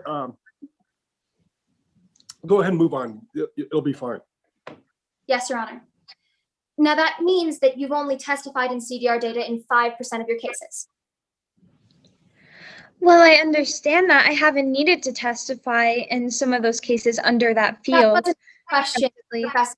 You've only testified about CDR data in 5% of your cases? Yes or no? I don't believe I can answer truthfully on that one. All right. Let's move on to your education. In your witness statement, you don't mention any specific classes you took regarding CDR data. That is true, but I believe it's part of my training as a police officer. Now, you don't mention any specific training courses you took. Not external courses, no. Thank you, Professor. Your Honor, I have no objection to this witness's qualification to testify about police practices as well as investigation. I would merely ask that she be restricted from testifying about CDR data pursuant to Rule 702 because she lacks the requisite skill, knowledge, education, experience, and training to do so. All right, so I'm going to admit this witness as an expert in police practices and criminal investigation. With respect to the limiting request, that's something that I can't really, that makes sense as a question by question objection. So your objection's well-founded. It just needs to be kicked down the road. So the witness is admitted as an expert. Yes, Your Honor. Professor Van Owen, what were you asked to do in this case? I was asked to review the police reports, the crime scene reconstruction conducted by Kyle Cusack, the cell tower reports, and the exhibits prepared by Detective Markowitz. Were you asked to do anything else? Oh, I was also asked to conduct my own investigation in this matter. Let's first discuss your review of what the police did. What are your professional opinions concerning their work? In my professional opinion, the investigation was rushed. Important things were missed, and their decision to prosecute Miss Becker was wrong. Do you have any examples of Calls for a legal conclusion. Excuse me, overruled. Yes, Your Honor. I have to interrupt. So Ms. Kidder, maybe I'm missing something. Did you complete your examination of the witness? So we had voir dire and, all right, go ahead. Do you have any examples of rushed police work? Yes, for example, Cusack believed that Brackman and the intruder struggled, which resulted in the stabbing. But there's really no evidence for this. I mean, for example, Cusack relied on scuff marks on the floor, but there's no way to tell how those scuff marks were made or when they even got there. Do you have any more issues with Ms. Cusack's theory? Yes, based off of the knife being stabbed in a downwards position, the intruder would have had to have been taller than Mr. Brackman. But it's clear from the ring security footage that the intruder was not taller. Do you have any more issues with that knife evidence? Yes. It is my conclusion that the intruder must have been surprised by the victim, Mr. Brackman, who apparently was armed with a knife. The knife that Mr. Brackman supposedly grabbed and was stabbed with is a different knife than the others in his knife block set. This leads me to believe that this was instead an intentional attack with a knife that the intruder brought to the scene of the crime. Did the police rush to any more conclusions?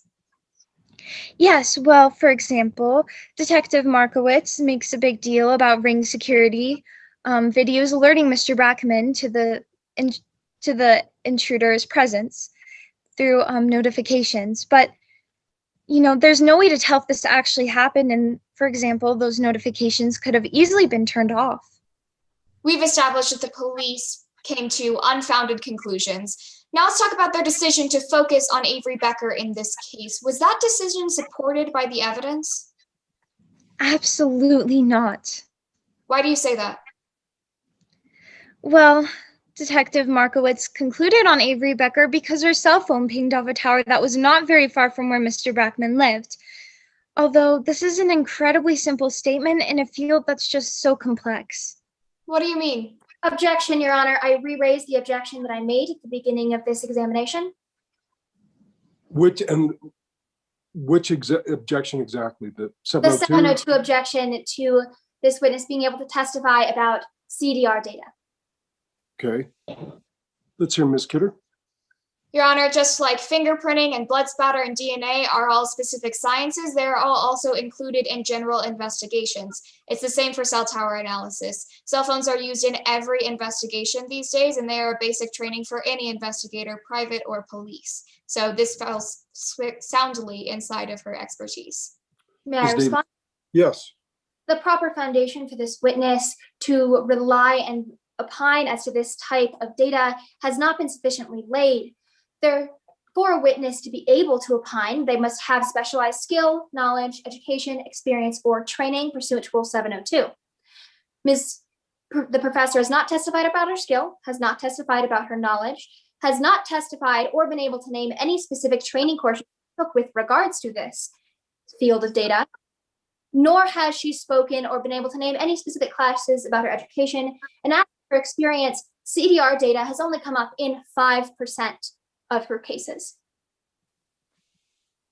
All right. So in real life, the objection is sustained because the foundation was really laid more by Ms. Kidder than by the professor. But in real life, I am fully confident that Ms. Kidder would have laid that foundation and spent about an hour and a half doing it. So the objection is sustained, but I'm going to let it come in just for purposes of what we're doing. And that was beautifully argued by both sides. Go ahead. Yes, Your Honor. Detective Markowitz, you were saying that was too simple. I'm so sorry. Professor Van Owen, you were saying that was too simple of a conclusion drawn by Detective Markowitz. Why do you say that? Well, evidence that a cell phone is pinged off a tower is not evidence that anyone was any particular place. Cell phone data isn't even remotely like GPS information. How is it not like GPS? Well, for example, a cell phone can hook up to a tower that's up to 7 or 8 miles away. In this case, for example, cell phones may make 5 consecutive calls from the same location, yet link up to 5 different towers for those calls. Do you have any other opinions concerning the cell tower analysis in this case? Yes, for example, I disagree with Markowitz's conclusion and analysis of the call detail records, where he believed that Miss Becker's phone was traveling a particular route because her cell phone pinged off of towers on that particular route. This is an incredibly simple conclusion, again, in a field that's so complex, and I don't believe it is responsible to make a conclusion of that sort. Did the police do anything else that was irresponsible? Yes, the police failed to investigate their prime suspect's alibi. What is that alibi? The evidence shows that Miss Becker had lost her phone. She and her friend Taylor Perkins spent the entire day together looking for this phone. If her phone did travel the way the police claimed it did, well, someone else must have had Miss Becker's phone. Why do you say that? Well, for example, there are records of incredibly short calls and multiple unanswered texts to Miss Becker's phone in rapid succession, indicating that they were indeed looking for her deactivated device. In addition, this is the testimony of both Miss Perkins and Miss Becker. What conclusion did that evidence lead you to? Well, it is in my professional opinion that Miss Becker had lost her phone. She was spent the entire day with Miss Perkins, and she never even visited Mr. Brackman's residence. Did the police rely on any other questionable evidence? Yes, the police accepted screenshots of a text conversation submitted to them by a teenager.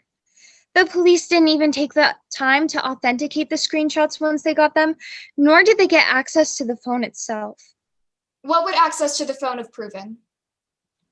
Well, Denver PD has a Celebrate system that will download a phone's contents. A step as simple as this would have at least proven the authenticity of those messages. The police didn't even get access to the phone itself.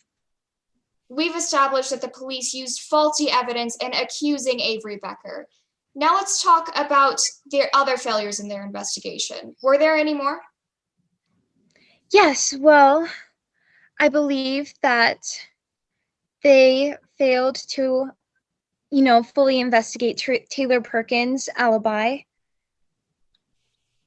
Did they fail to investigate any other students at CHS? Yes, they failed to investigate Blair Rollins. Who is Blair Rollins? Blair Rollins is another student at Colorado High School. Mr. Brackman had represented Blair's father, Jonathan Rollins, at a criminal case. At the sentencing hearing, Go ahead, Ms. Davidson. I objected under lack of foundation. Ms. Kidder. Your Honor, this is something that this witness collected during the course of her investigation. She has already testified that she conducted an investigation of this and that she looked into Blair Rollins personally. This is something that she found over the course of her investigation. Response, Your Honor? Yes. The proper foundation has not been laid as to how this witness received this information. Furthermore, any testimony about a supposed motive for Blair Rollins would fall under speculation, as it is impossible to know someone's mental state. Well, my response is exactly the same as the prior one, is that I thought your objection, the first part of your objection is sustained under these circumstances, but I'm also satisfied that that foundation would have been laid. The last part of your objection, and I don't remember exactly what it was, is overruled. Yes, Your Honor. So. Again, who is Blair Rollins? Blair Rollins is another student at Colorado High School. Mr. Brackman had represented Blair's father, Jonathan Rollins, in a criminal case. At the sentencing hearing, when Mr. Rollins was sent to prison for life, he yelled he was going to get revenge. Blair Rollins was present in the courtroom at that time. Your Honor, I know this is several objections in a short space, but that that is hearsay. Ms. Kidder. Your Honor, we were not offering this specific statement. We will later, but I do have a response to that objection if opposing counsel would like to re-raise at the time that we offer the specific statement. All right, so I'm not really sure. Then I'll grant it for now. The objection sustained for now, and we'll just go down the road. Yes, Your Honor. Please turn to what has been marked as Exhibit 22. Do you recognize this exhibit? Oh, yes, this is an audio recording from Jonathan Rollins' court proceeding. How do you know? I obtained this public record previously over the course of my investigation, and I've listened to it before. Is Exhibit 22 a fair and accurate copy of the audio recording you obtained over the course of your investigation? Absolutely. Your Honor, the defense offers Exhibit 22 into evidence, and its authenticity has been stipulated to by the parties in this case. All right, Ms. Davidson? Your Honor, I still object under hearsay, and I would add 403. All right. So I can't really rule on the hearsay aspect of it without having seen it. So I'm going to pretend sustain the objection, but we'll admit it anyway. Yes, Your So as a Honor. practical matter, I think we Get you back, Brackman. If it's steps. I'll get you back, Brackman. If it's the last thing I do. Are there any other reasons the police should have investigated Blair Rollins? Yes, well, first of all, because of his vendetta against Mr. Brackman, he had a much stronger motive. And additionally, Blair Rollins and Avery Becker have the same build and body shape. Where is Blair Rollins now? No one knows. I searched for them using standard police investigation techniques, and I couldn't find them. Finally, did you form a conclusion as to who killed Mackenzie Brackman? The only thing we can conclude with absolute certainty is that this was not Miss Becker. Not only did the police fail to fully investigate and rush through their investigation, but they failed to consider that she has an absolute and verifiable alibi. Thank you, Professor. No more questions, Your Honor. Thank you. Ms. Davidson? Your Honor, before I begin cross-examination, I'd just like to ask what my time looks like with Sure, the let's get a time one check. objection I raised, problems with the technical difficulties. Right. You have 18 minutes and 30 seconds left for And prosecution. did the timekeepers add time to both sides, 30 seconds to both sides? Not that for what it's worth. Let's do that. All right, Ms. Davidson, thanks for adjusting. Yes, Your Honor. Good morning again, Professor. I'd like to start by just discussing a few commonalities with our cases. Now, you agree that both Taylor Perkins and Avery Becker were not at school on March 6th? Yes, I do. Thank you. And I'd like to talk about now some of what we agree on in terms of evidence. Now, you agree that a passing motorist called 911. Yes, I do. I believe that's what the police reports entailed. Mm-hmm. And that person reported seeing Brackman's body lying on the porch. Yes, I believe that's what the report said. And you know that Taylor Perkins says that Brackman's body was lying on the porch in their witness statement. Well, yes, but they were aware of the case, so. Now, timer, if you could please screen share Exhibit 13 for us.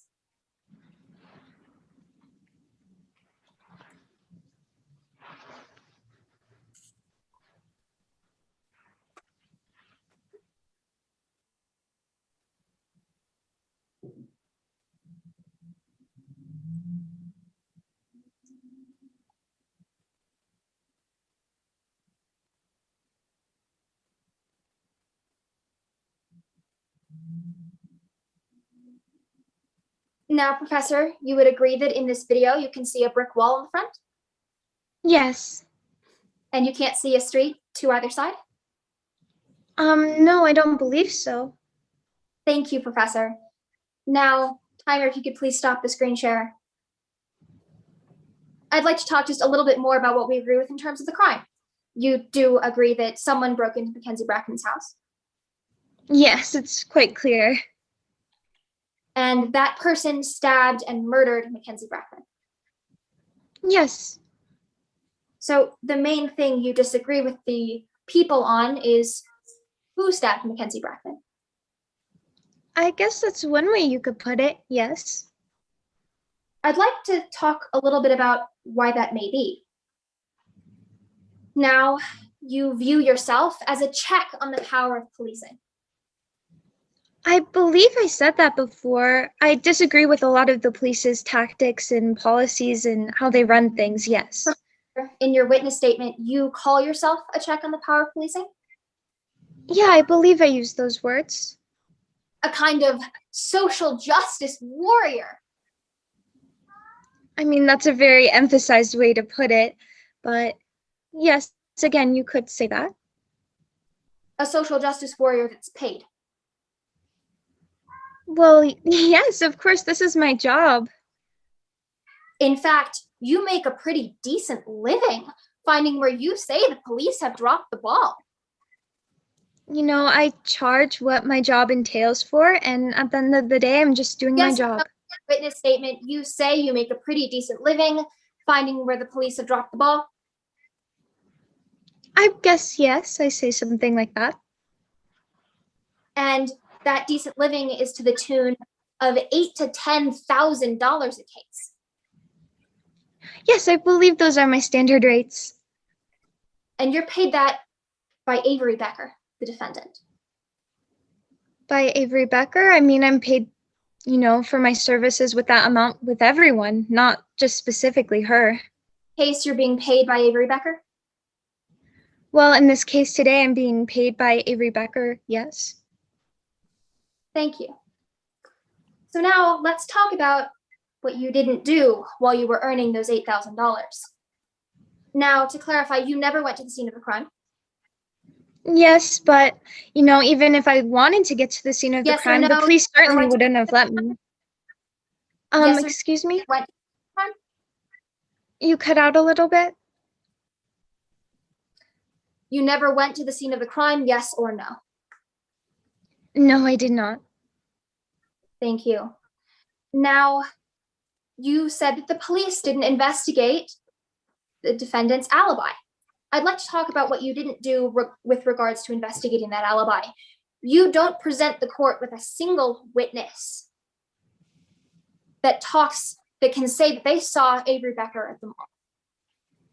Well, I think the fact that her phone had multiple unanswered texts and... Professor, you don't present the court with a single witness that's going to say that they saw Avery Becker at the mall. If you're asking for the evidence of the alibi, that's in the unanswered texts and messages sent from Taylor Perkins' phone to Miss Becker's device. That wasn't my question, Professor. Yes or no, you did not find a single person that's going to say that they saw Avery Becker and Taylor Perkins at the mall. I did not bring a witness in court today to say that. Thank you. And finally, you've never spoken with Blair Rollins?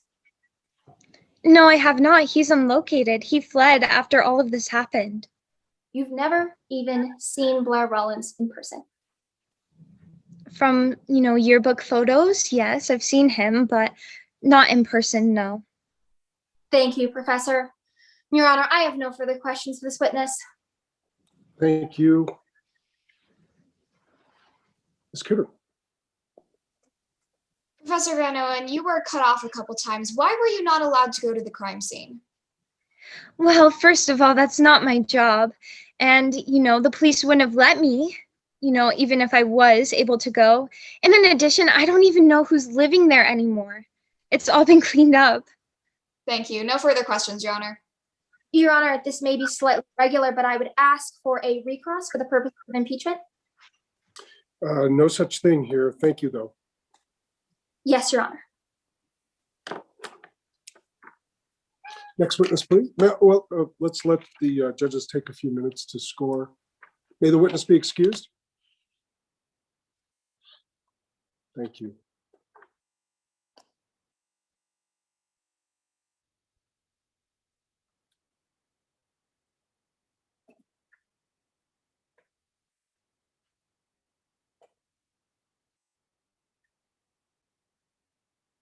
All right. Next witness for the defense, please. The defense calls Taylor Perkins.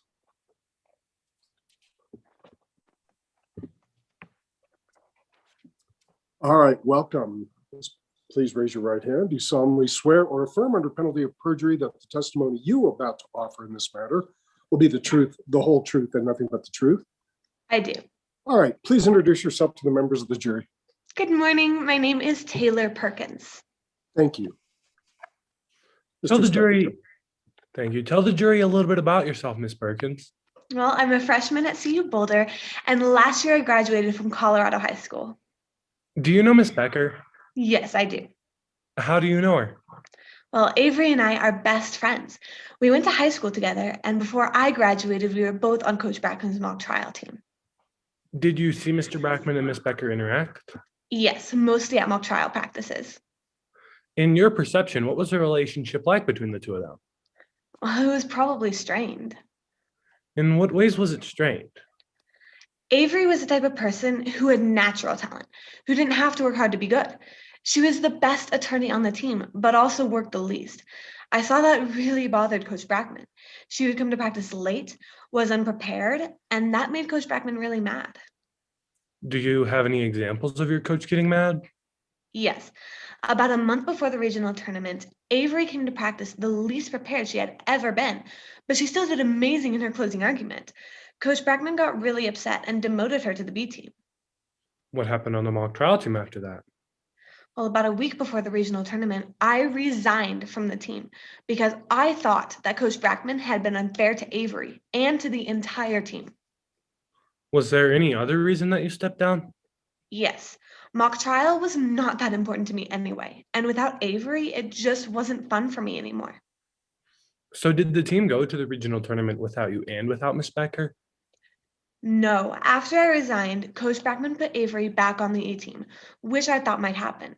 And the team is fortunate that I stepped down because Avery won Best Attorney and Best Closing Argument awards at the regionals. Did Miss Becker then go to the state tournament with the team? No, Coach Brackman kicked her off the team again after the regional tournament, but I wasn't there when it happened. Anyway, the state tournament was canceled because of the horrible virus. When did you next see Miss Becker after she was kicked off the team again? Well, a few days later, she came to my house and we hung out for a while. Then that night, we went to the Fry Shack to get some food. Did anything happen at the Fry Shack? We saw most of the mock trial team there. Everyone was super friendly towards Avery and really upset that Coach Brackman had kicked her off the team. Did anything else happen while you two were there? Oh, yeah. Avery got really upset at something Alex Cifuentes said and stormed off to the restroom.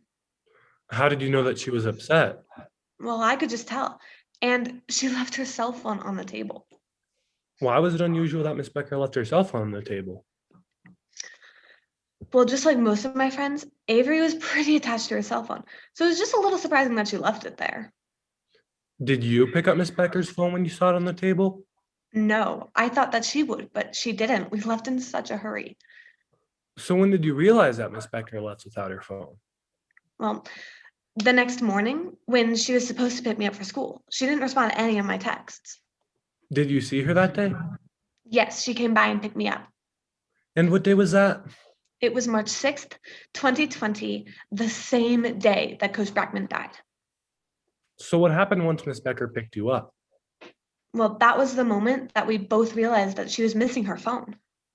Did you do anything when you both realized that the phone was missing? Yes, we really needed to find her phone, so we decided to ditch school and retrace our steps from the previous day, since we both had first period off. Where exactly did you look? Well, we went to the mall and checked each store we had gone into. When we couldn't find it in any of those places, I remembered her phone being on the table at the Fry Shack, so we went back and checked there. Did you find it at the Fry Shack?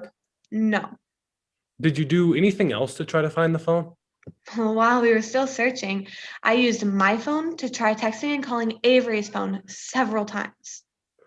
On March 6, 2020, how long did you spend searching for Miss Becker's phone? We burned the whole day looking for that phone. So what happened after Miss Becker picked you up and you skipped school and you went to the mall and you went to the Fry Shack and you made all those calls and texts searching for the phone? Well, while we were still at the Fry Shack, we saw a few of the mock trial team members there, which was pretty crazy. Why do you say that?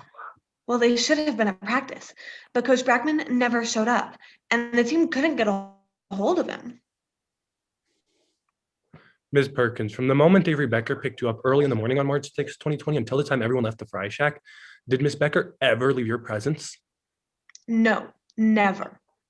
Did the two of you go to Mr. Brackman's house at any time? No, never.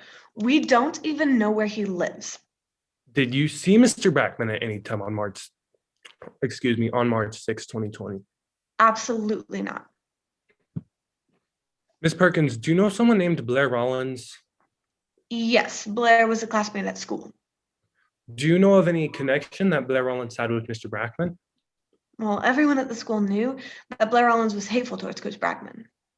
Why was Blair Rollins hateful towards Coach Brackman? Because Coach Brackman lost a case that Objection. sent Blair Rollins' dad. Objection, speculation. Is this speculative, Mr. Landy or Mr. Stuckey? No, Your Honor, this is not speculation because Ms. Perkins was testifying about a reputation that Blair Rollins had at Colorado High School. And under Rule 405A, reputation is a method for proving character, and we're using Blair Rollins' reputation to prove his character. Response, Your Honor. Yes, sir. I'm not objecting under the grounds of character evidence. Rather, I'm objecting to the fact that the reason that Blair Rollins was hateful towards Brackman is speculative testimony as it goes to mental state. Well, this came up earlier. Go ahead, Mr. Stuckey. Your Honor, under Rule 803.21, reputation is not speculation because it is rationally based on the witness's perception and knowledge under Rule 602. And I was asking about a reputation that Blair Rollins had at Colorado High School. All right. I don't think it's really any of those things. And with respect to motive, this reminds me of Ms. Jacobson's objection earlier, and that is that there's broad discretion to testify about motive. Nobody can know somebody's motive; can't be determined as a matter of certainty. So there's wide berth. The objection's overruled. Let me ask that question again, Ms. Perkins. Why was Blair Rollins hateful towards Coach Brackman? Well, Blair Rollins was hateful towards Coach Brackman because Coach Brackman lost a case that sent Blair Rollins' dad to prison for life. Are you aware of any reputation that Blair Rollins had at Colorado High School? Well, everyone at the school agreed that if there was one person who could kill somebody and not even think twice about it, it was Blair Rollins. Objection, improper character evidence. Mr. Stuckey? Your Honor, the character evidence rules 608 and 609 relate to evidence related to a witness, and Blair Rollins is not a witness. Further, under Rule 405A, reputation is a method of proving character, and my question was very clear about asking a reputation that Blair Rollins had at Colorado High School, and so this is not improper character evidence under Rule 405A, as reputation is a method of proving character. Mr. Lish? Your Honor, may I first address Rule 608? This does not encompass any mental state as to the truthfulness or not truthfulness of Blair Rollins. It is therefore not reputation pursuant to truthfulness. Pursuant to Rule 404, this is in fact improper character evidence as it goes to show propensity for killing, and pursuant to Rule 405, improper evidence under admissibility of evidence due to a commonly recognized trait is still impermissible pursuant to Rule 404. All right, I'm going to let it in. Especially the 404B is the least availing of those arguments, but I'm going to let this evidence in. Yes, Your Honor. Let me ask that question again. Well, I believe you were talking about Blair Rollins' reputation at Colorado High School, Ms. Perkins. Mm-hmm. Well, everyone at the school agreed that if there was just one person who could kill somebody and not even think twice about it, it was Blair Rollins. Ms. Perkins, I have just a few more questions for you. You know that Avery Becker is on trial for murder in this case. Have you ever experienced anything of a violent nature in Ms. Becker? Oh my gosh, no. Do you have any reason to believe that she committed a burglary or a murder on March 6, 2020, or ever for that matter? Have you ever seen Avery Becker? She's not even capable of those things. Absolutely not.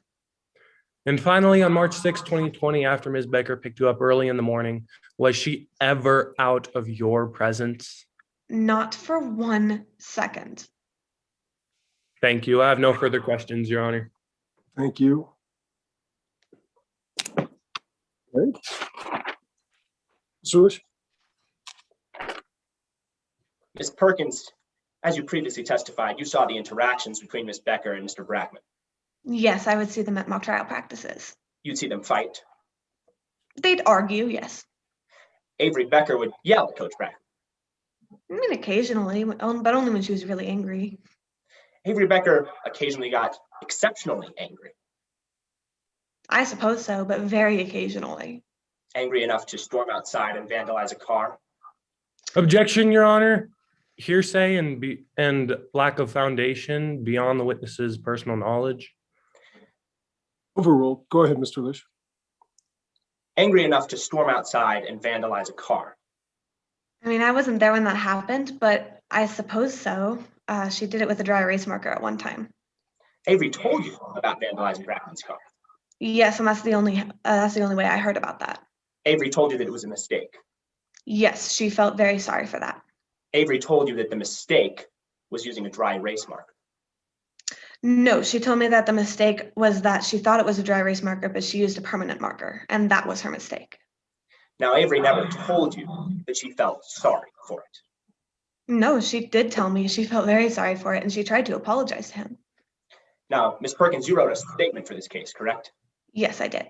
Now, never in that statement did you include any testimony from Avery that when she told you that she felt sorry, correct? Well, considering the fact that I wasn't even there to see the event happen, and I only heard select parts of the story, I suppose not, but I do know for a fact she felt very sorry because she's my best friend. I know things like that.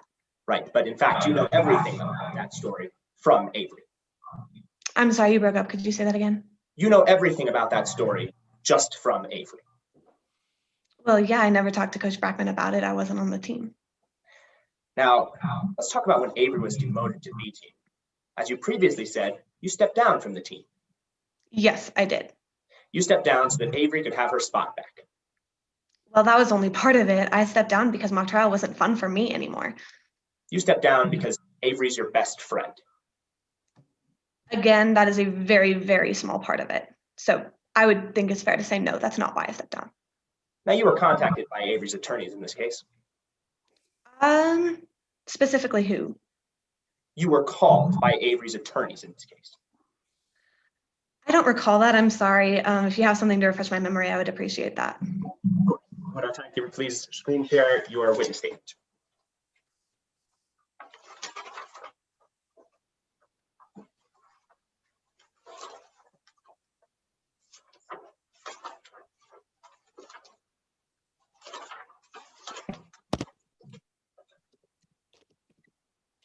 And would you please turn to the second to last page?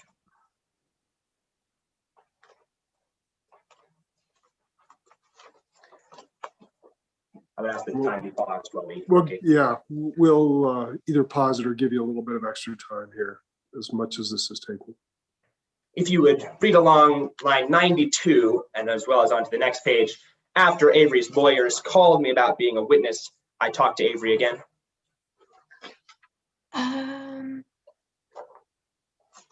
Yes, it does say that. Thank you very much, Ms. Perkins. Thank you, timekeeper. You can close the share.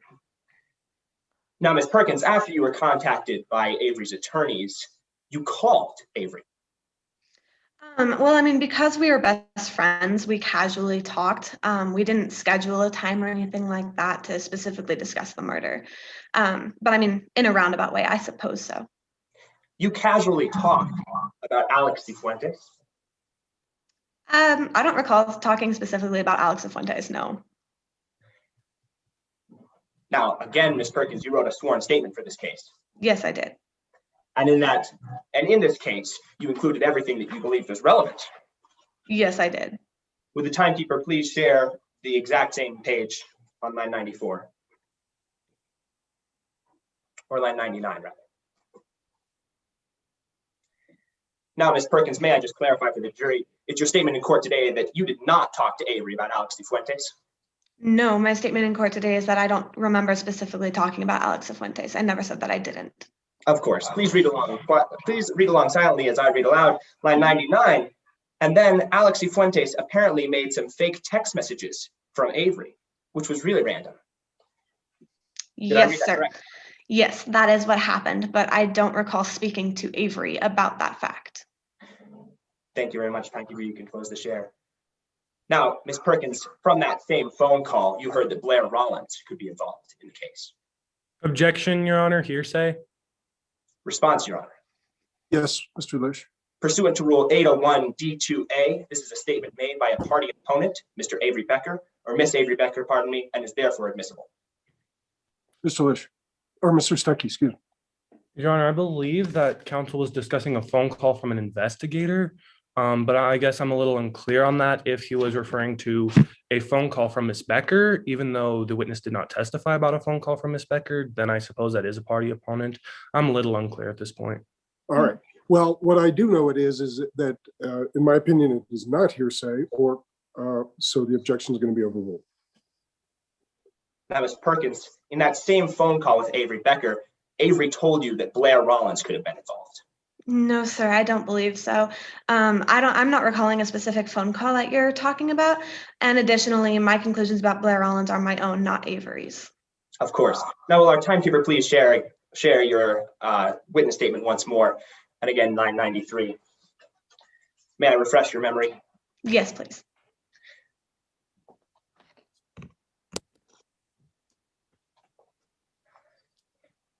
Please read along silently as I read aloud. Line 93, I talked to Avery again and found out that Blair Rollins might be involved.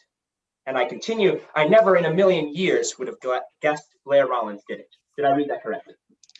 Yes, you did. But I'm not specifically saying Avery was the one. I believe that Blair Rollins may have come up in our conversation, and from that, I drew my own. Objection, Your Honor. This line of questioning is ambiguous under Rule 611A and can be understood in more than one way. It's very confusing at this point about who exactly the witness discussed these events with and what events were discussed and what events were not discussed with Ms. Becker. And I object on the basis of ambiguous under Rule 611A. May I respond, Your Honor? You may. I have laid the proper foundation that this line of testimony has been occurring based on the phone call that Ms. Perkins had with Ms. Becker after being contacted by Avery Becker's attorneys. This line of questioning is extremely relevant to our case, as it's the prosecution's theory that Ms. Taylor Perkins was a co-conspirator with Ms. Avery Becker, and therefore the line of questioning where Avery Becker brought up alternate suspects is incredibly probative to the people's theory of the case. Your Honor. Go ahead, Mr. Stuckey. Opposing counsel just discussed relevance and lack of foundation, neither of which I raised in my objection. I agree wholeheartedly that this is relevant to the case, but I stand by my objection that this is ambiguous under Rule 611A. All right. My feeling is, to the extent that it might confuse the jury, that's on Mr. Lish. That also goes to weight rather than admissibility. If he's not clear, he pays the price. Thank you, Your Honor. So the objections are ruled. Your Honor, the people now move to admit Taylor Perkins' statement on the grounds of impeachment into evidence. Mr. Stuckey, can that be admitted?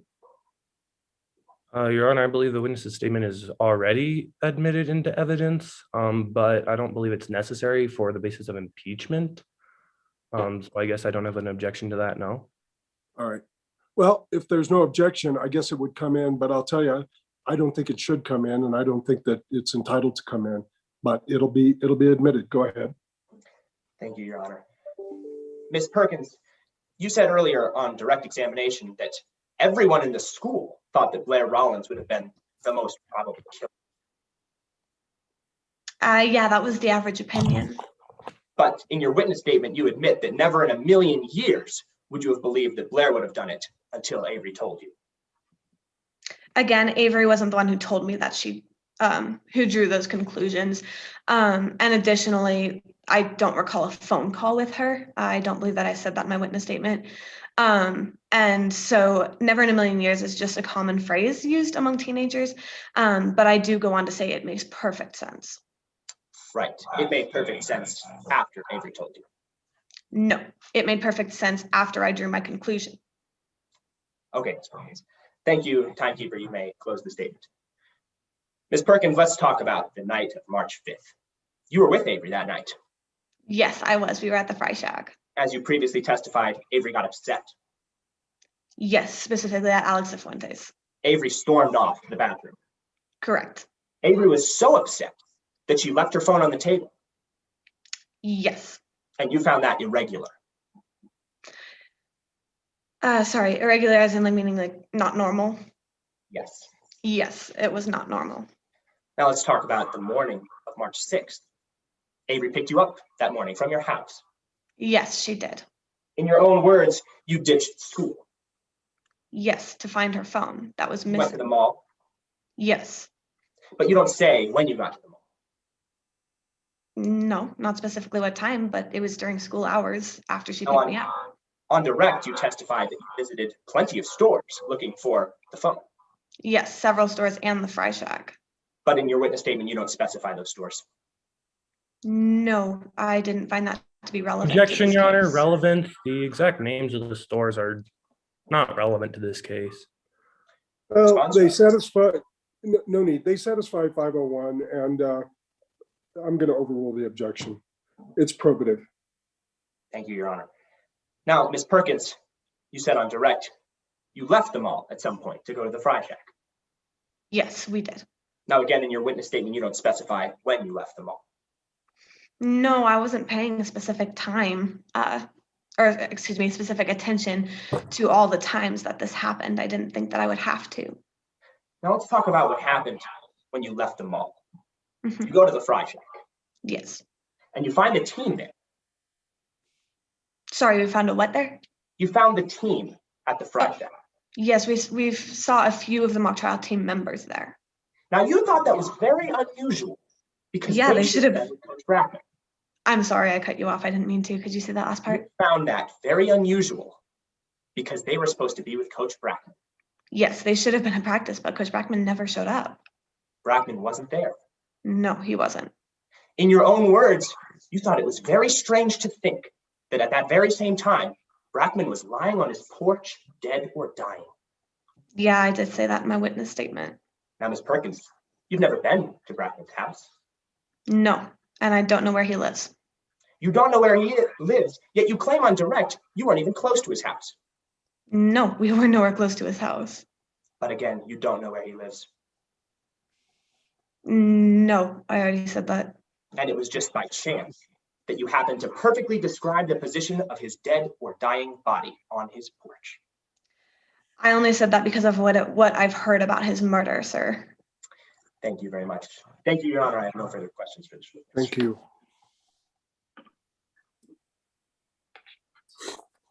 Mr. Stuckey?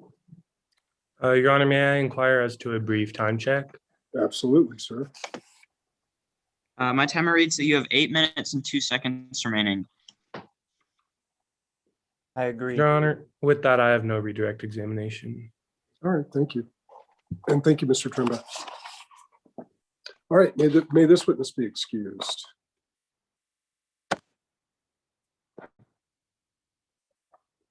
All right, is there another defense witness? Yes, Your Honor. The defense calls Avery Becker. Okay.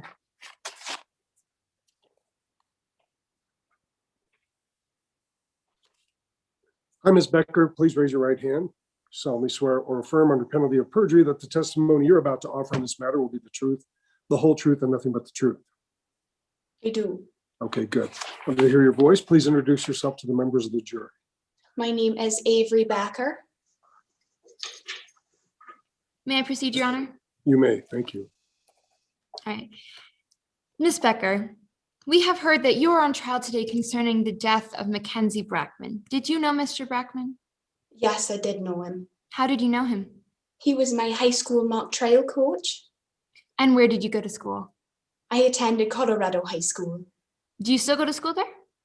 No, I graduated last year. How long were you on the Colorado High School mock trial team? Oh, all 4 years of high school. Was Mr. Brackman your coach for all 4 years? Yes, he was. What kind of roles did you play on the team? For several years, I played the role of an attorney. How would you describe your relationship with Mr. Brackman? Well, I would say it was strained. In what way? Well, you see, mock trial just came quite naturally to me. I worked hard, but never hard enough for Mr. Brackman. I admit I didn't always prepare as much as he wanted me to, and I didn't always focus at practice, but I thought I could do well enough without too much practice, just because it came so naturally to me. Did you ever receive any recognition for your success at mock trial? Yes, I won the Best Attorney Award at the regional tournament last year. Ms. Becker, you said you did not work hard enough for Mr. Brackman. What do you base that on? Oh, Mr. Brackman was a very demanding coach and required a lot out of everyone on the team. I probably didn't work hard enough for his high standards, and he would certainly criticize that. Were you the only person on the team he treated like that? No, Mr. Brackman was hard on everyone. He was never good at handing out compliments, and he would get on all of us, really. Do you remember any specific instances of conflict between you and Mr. Brackman? Yes, there was a practice about a month before the regional tournament. I went to practice as usual, but Mr. Brackman was particularly hard on me. I started to respond and, well, he just snapped. He demoted me to the B team and he also changed my roles. How did you take that? Well, based on the awards I had won, I truly thought I deserved to be on the A team. So I tried to convince Mr. Brackman to let me back onto the A team. Did you ever get back on the A team? Yes, my friend Taylor Perkins is on the A team and she quit. This caused Mr. Brackman to let me back onto the A team. Did you go to regionals? Yes, and like I said, I did quite well. I won the Best Attorney Award and I also won the award for the best closing argument of the whole regional tournament. Did that make Mr. Brackman happy? No, Mr. Brackman was upset that I had ad-libbed some of my closing and that it didn't follow the script he wrote. He also said it didn't deserve the Best Attorney Award and that it was just lucky. He told me I wouldn't even do well at the state competition. Then what happened? Well, I know this was wrong, but I argued with him and I told him he was a terrible coach. I regretted it, but I pridefully boasted that if it weren't for me and a few others on the A team, we wouldn't have even placed in regionals, much less have advanced to state. What did you do after that? I left practice after that and I did the stupidest thing of my life. What did you do? I had a marker in my hand when I left practice. I thought it was a dry erase marker. Mr. Brackman had this Porsche car and I wrote Worst Attorney Award right on the hood of his car. Did you see Mr. Brackman after you did that?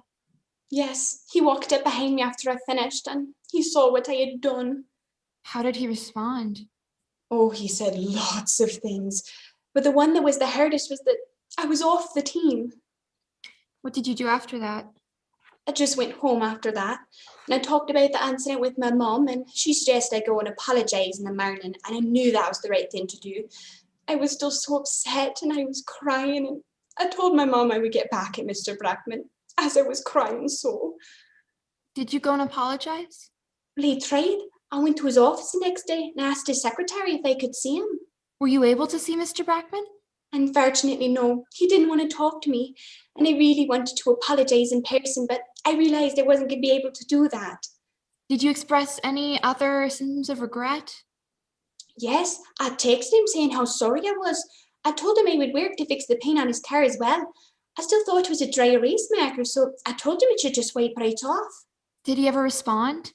No, he just ignored me, and I was devastated. I mean, I never had the chance to talk to him ever again after that. Ms. Becker, I know this is going to be hard for you, but let's talk about the day in question, March 6, 2020. Can you tell the jury what you did that day? Yes, though I would have to start the day before. On March 5th, I had gone to the mall in the Fry Shack with Taylor Perkins, and I think I actually left my phone there. So the first thing I did on March 6th was go to look for my cell phone. Did you find your phone? No, and we spent all day looking for it at the mall, in the Fry Shack, and we couldn't find it. Did you ever find your phone? No, I must have left it at the Fry Shack, and the only other person near it was Alex Cifuentes. What was your relationship with Mr. Cifuentes like? Oh, Alex and I weren't even friends. Also, Alex didn't want me back on the team because Alex wanted to be the best attorney. Objection, speculation. What about that, Ms. Wind? Your Honor, this testimony is rationally based on the witness's perception under Rule 601, and she has personal knowledge about this, as she and both Alex Cifuentes were on the same mock trial team together. Therefore, this is not speculation because this witness has personal knowledge. Response, Your Honor. Suffer, yes. Your Honor, this witness has laid no foundation to assume any sort of conversation with Alex Cifuentes about this matter. Just because they were on the same team together does not mean that there has been any foundation laid to assume that Alex would say something like this or even insinuate something like this. The defense has laid no foundation as to where this conversation took place, if it even took place, or if this is some sort of speculation based off of other events. Therefore, there has been no foundation, as well as this is speculation pursuant to Rule 701. The objection will be sustained. Ms. Becker, you have heard the testimony today of Alex Cifuentes claiming to have received a text from you saying you were going to commit a crime. How do you respond to that testimony? Well, I didn't even have my phone, and I never texted Alex Cifuentes. That was a lie. Ms. Becker, the prosecution today claims that you had a motive to retaliate against Mr. Brackman. You have said you have no such motive. Do you know of anyone outside of mock trial who had a reputation of conflict with Mr. Brackman? Yes, Blair Rawlins, who was a classmate of ours at Colorado High School. Why do you say that? Oh, it was well known at school that Blair hated Mr. Brackman. Mr. Brackman was a criminal defense lawyer, and he lost a case that got Blair's father sent to prison. Objection, lack of foundation. Ms. Wind? Your Honor, this witness has foundation for this because she went to school with Blair Rawlins as well as Alex Cifuentes. She certainly has personal knowledge to lay the foundation for hearing this rumor around her school, as it would have been quite a big deal because this was a large court case that her coach was involved in, and therefore this witness has perfectly laid the foundation. All right. So that's your version of what she knows, but has that foundation been laid through the witness? I can lay it if you'd like, Your Honor. Go ahead. The objection is sustained, and I'll let you lay that foundation. And I know time's an issue. So go ahead. Ms. Becker, did you know Blair Rawlins? Yes, I did. He was a classmate of ours at Colorado High School. And was he well known in your school? Yes, he was, for hating Mr. Brackman. Right. Is there any other connection that Blair Rawlins has to the circumstances of March 6, 2020 that you are aware of?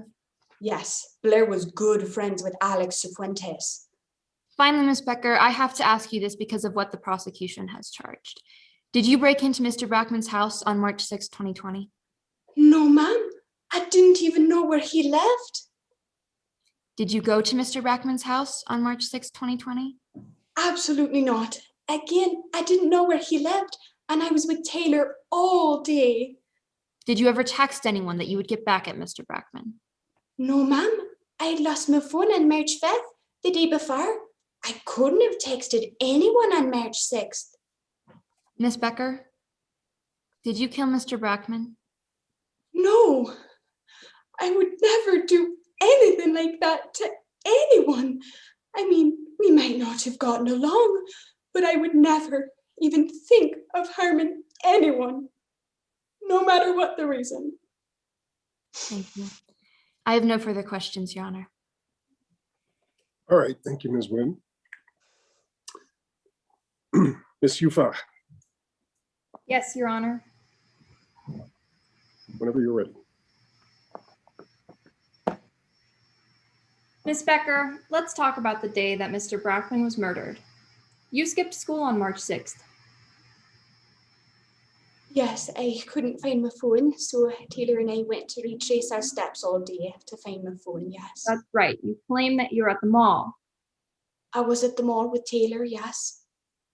Now, Ms. Becker, the mall is a public place, correct? Yes, it was. And you claim in your witness statement that you walked all over the mall. Taylor and I were together walking at the mall, yes. You are close with Miss Taylor Perkins, aren't you? We're friends, yes. You two were together all the time. Yes. But no one today in court besides Taylor Perkins said that they saw you at the mall, correct?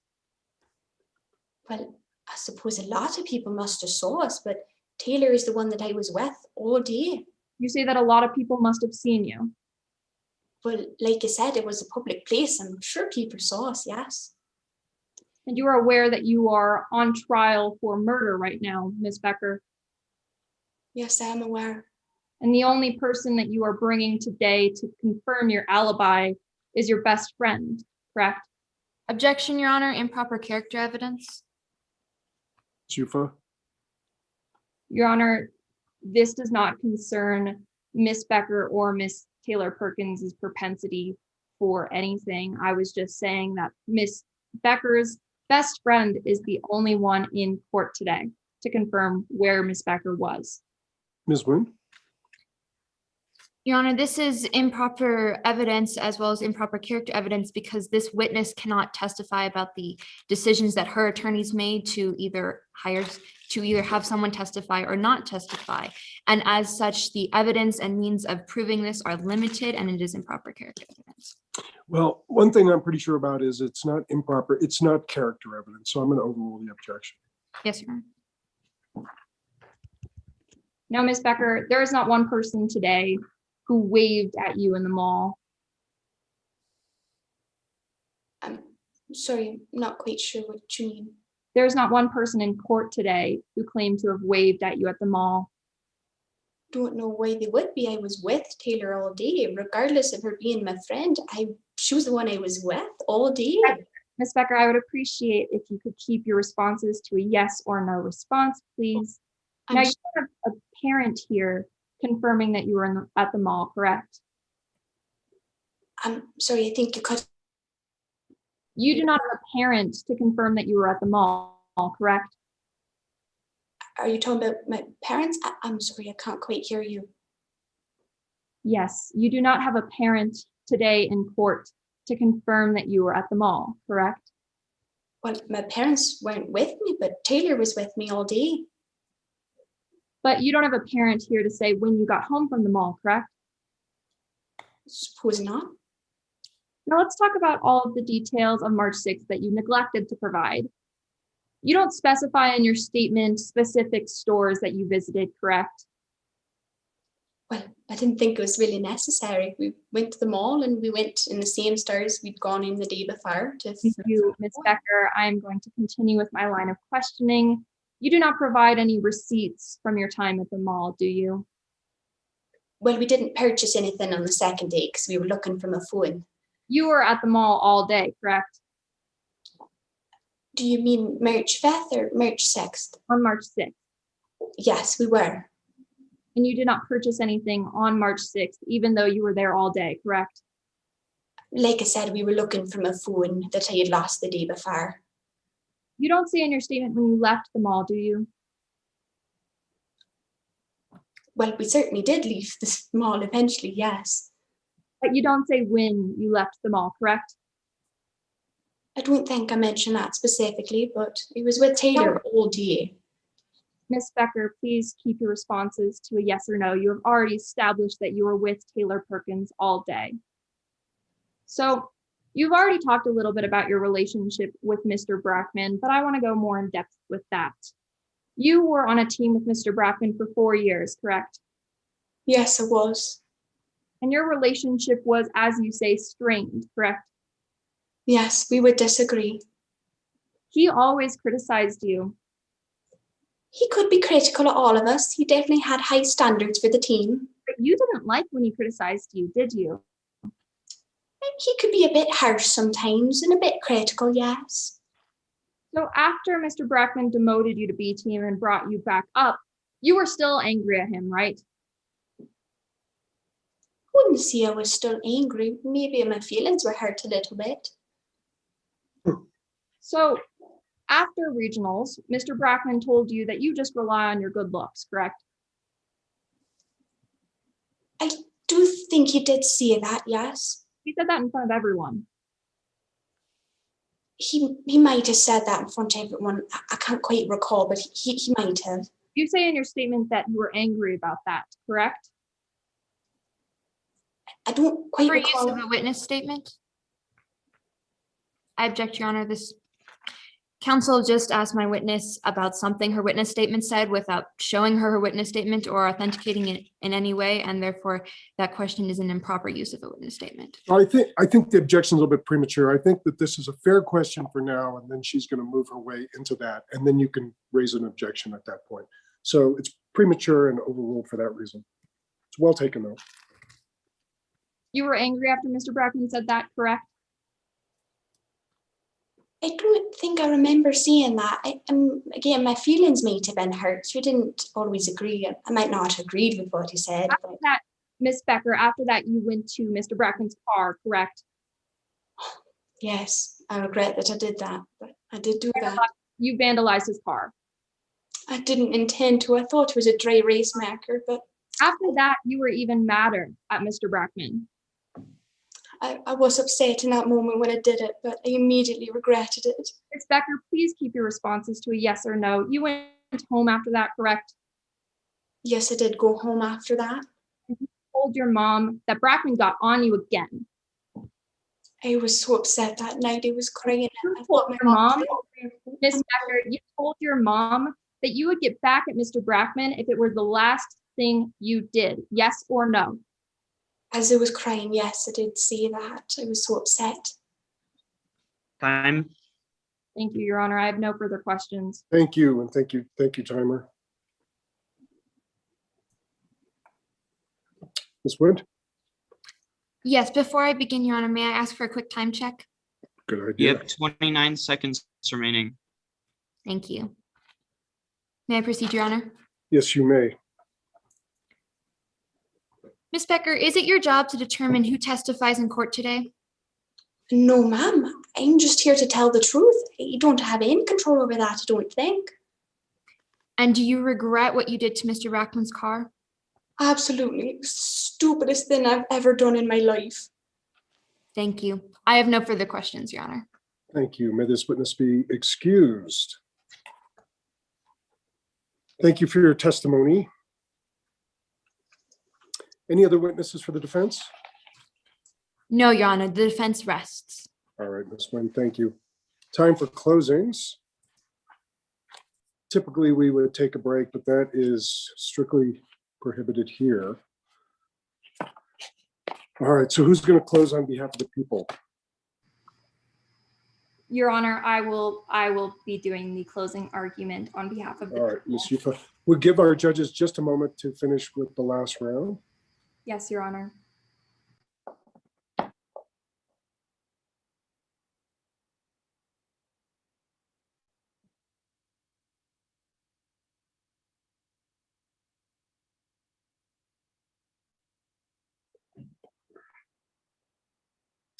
All right.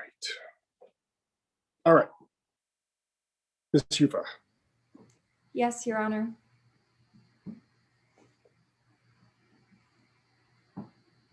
Permission to proceed? You may.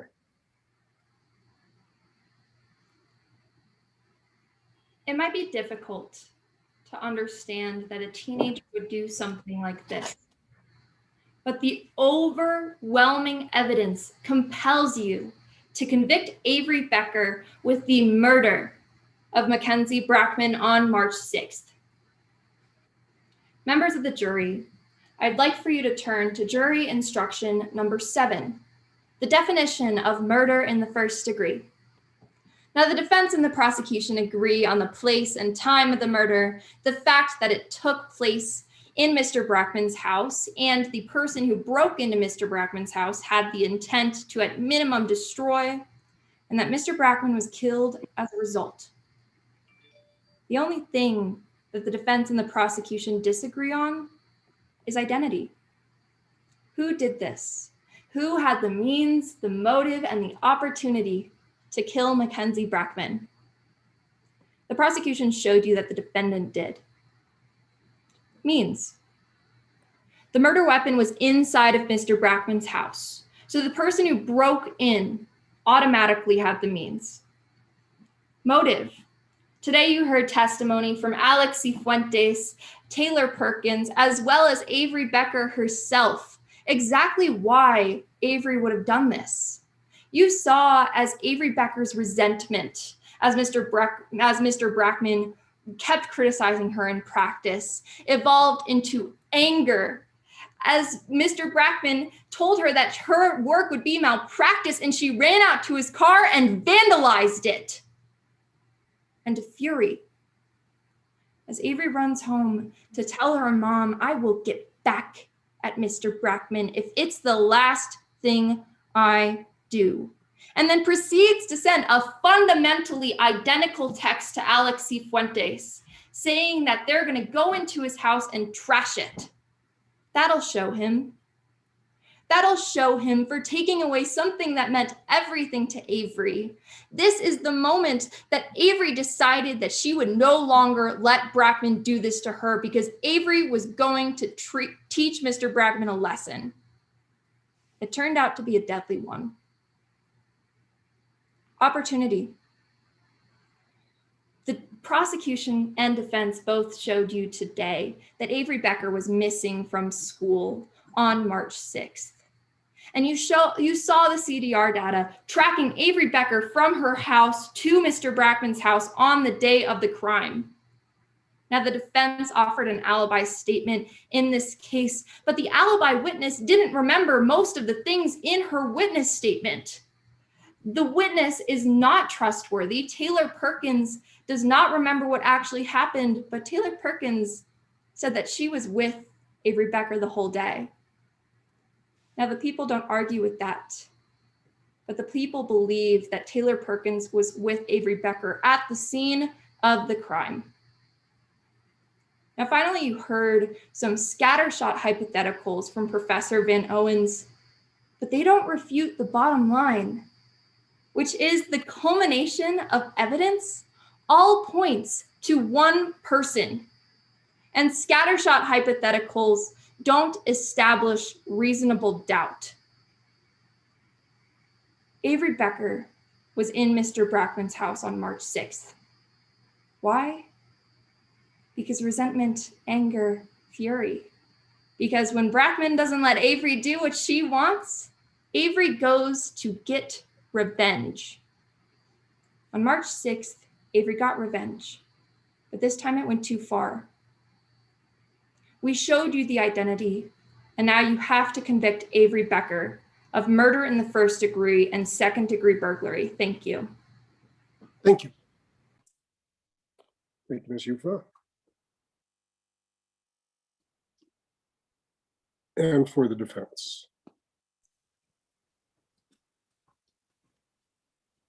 May I proceed, Your Honor? Yes, Ms. Nguyen. Thank you.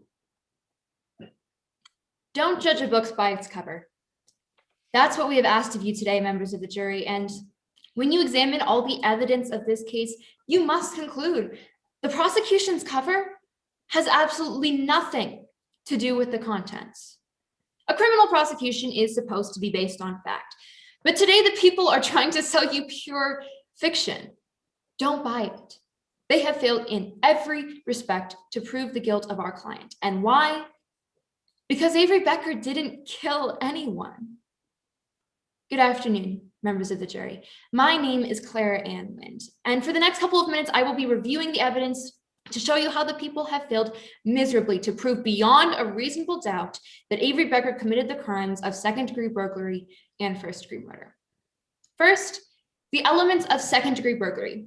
According to jury instruction number 8, the prosecution must prove that Avery Becker knowingly broke into Mackenzie Brackman's house with the intent to commit the crime of criminal mischief.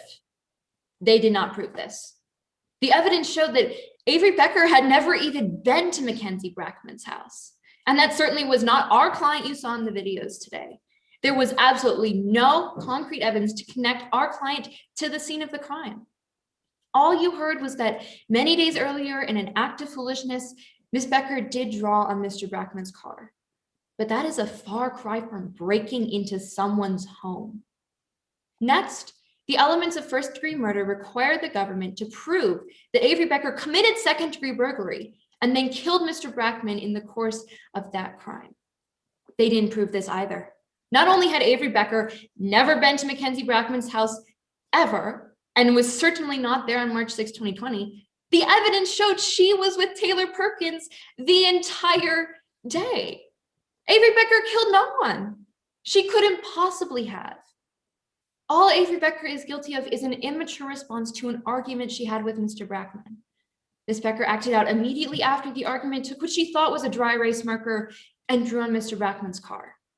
But getting kicked off from a high school mock trial team is absolutely no motive to kill the coach. It is a wildly absurd theory from an investigation that never even looked into anyone else. Consider what this investigation relied on. Text messages that could have easily been faked from someone with a grudge against Miss Becker. The incredibly average size of a disguised figure in a video that could have been anyone except Miss Becker. And unreliable cell phone data from a phone Miss Becker didn't even have with her. The prosecution has made numerous assumptions about what happened that day.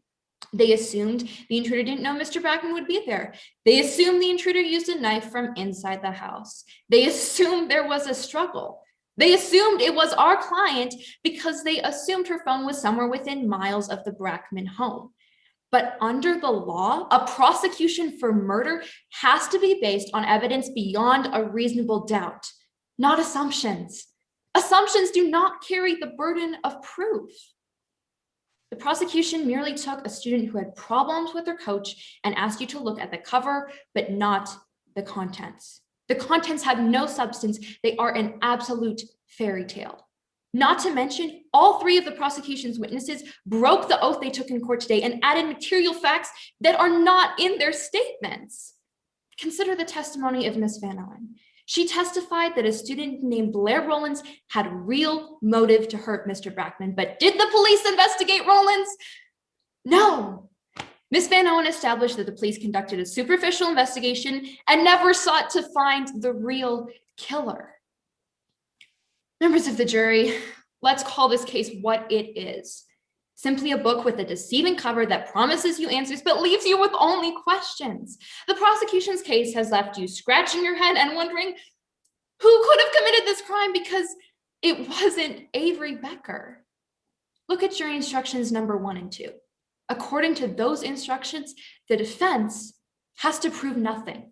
It's the prosecution which has the burden of proof. The prosecution has not met their burden. If you have any reasonable doubt about who committed this crime, the prosecution has not met their burden, and you must find Avery Becker not guilty. And that is exactly what we are asking you to do today, members of the jury. Find Avery Becker not guilty and send a message to criminal investigations that they need to go out and find the person who actually committed this crime so that justice can be done for Mackenzie Brackman. Thank you. Thank you. Ms. Nguyen. And I think, Ms. Yufa, you have a little bit of time left. Yes, may I ask for a brief time check? 45 seconds remaining. Thank you. Thank you. Permission to proceed, Your Honor? You may. The defense claims that the people's case was built on assumptions that leave you scratching your head. But let's talk about those assumptions. The prosecution showed you CDR data where that phone was tracked at Mr. Brackman's house with 3 pings. The prosecution showed you Avery's conversation with her mom that was fundamentally identical to her conversation with Alex. We showed you Taylor Perkins' statements, who was somehow proxy to the exact statements that the 911 caller said. Contrary to what the defense told you, the title of our book is not "We Have to Blame Someone." It's "Avery is Guilty." Thank you. Thank you. The case is submitted.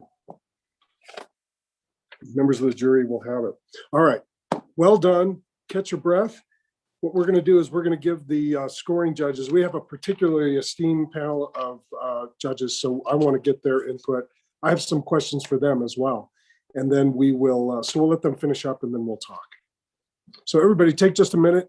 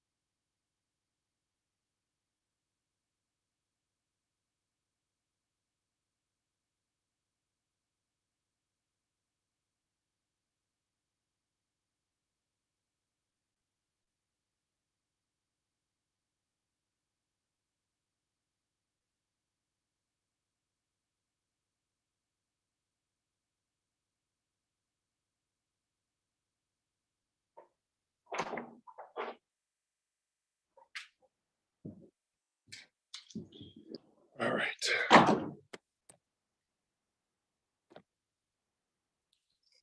So I just went back to my chambers and noticed that finally we've gotten all that snow that everybody's been talking about. I'm looking forward to that.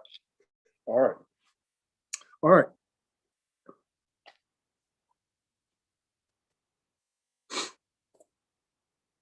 So we do have a particularly impressive group of judges, at least one of whom, and maybe more, have done criminal defense or been prosecutors, probably two. So I'd love to hear from them.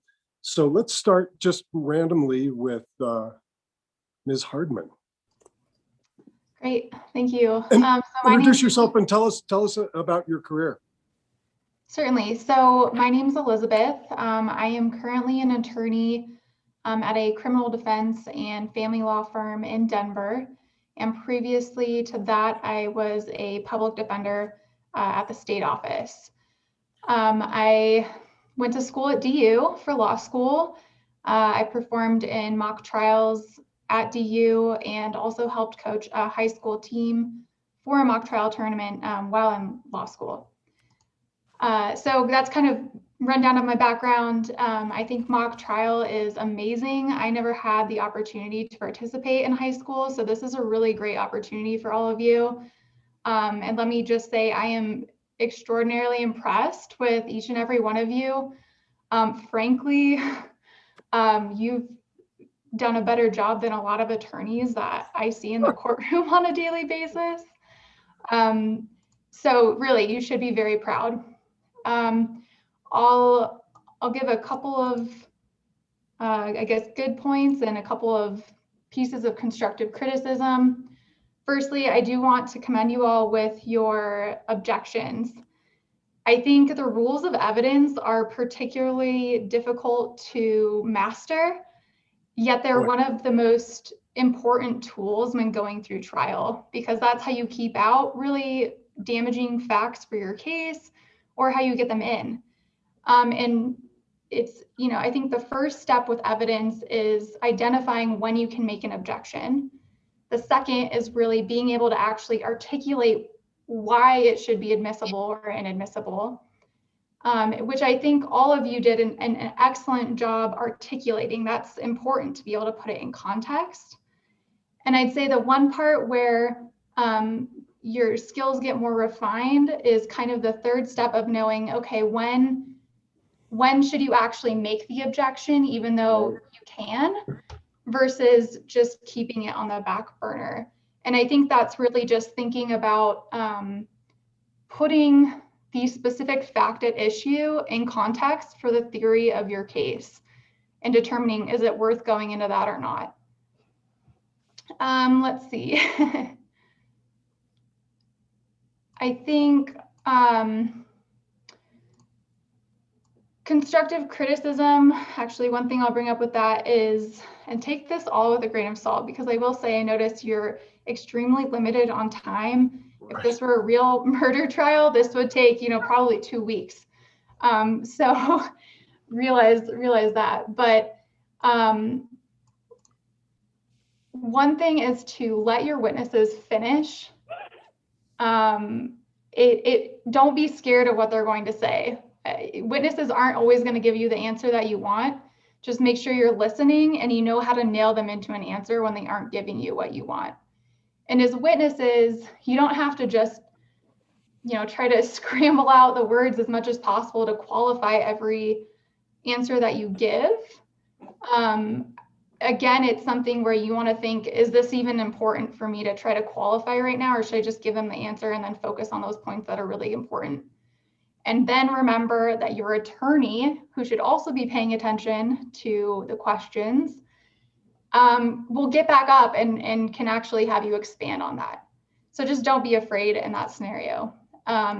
Anyway, I've talked a lot, so I'll let someone else go. I know you're probably all exhausted, but great job. So let me ask you what you think about when you deal with a recalcitrant witness that won't just answer yes, no. Different. I'll hear a different answer, I'm sure, from each of you. What did you do as a public defender, and what do you do now when you have someone who just won't answer the yes, no question, yes or no?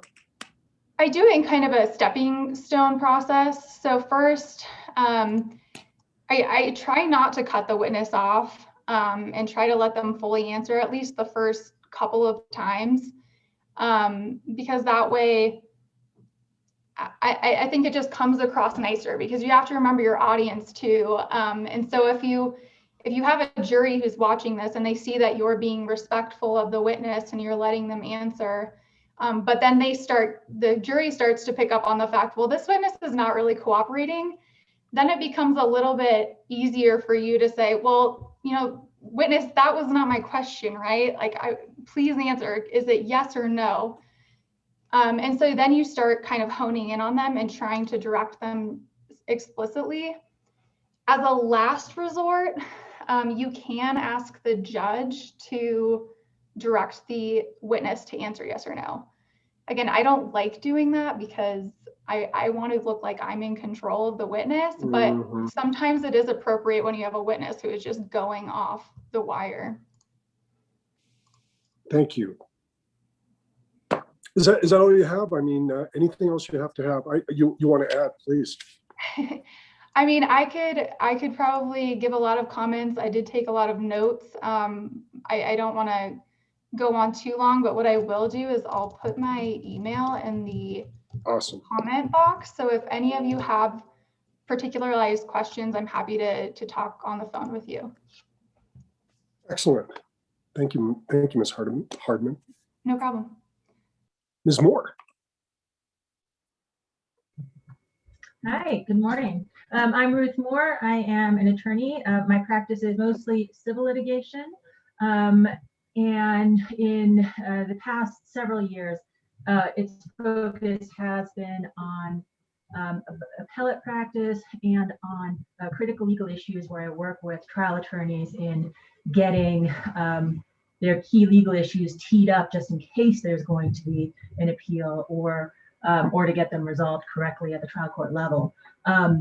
With that part of my practice, I have also been doing some criminal defense support as well.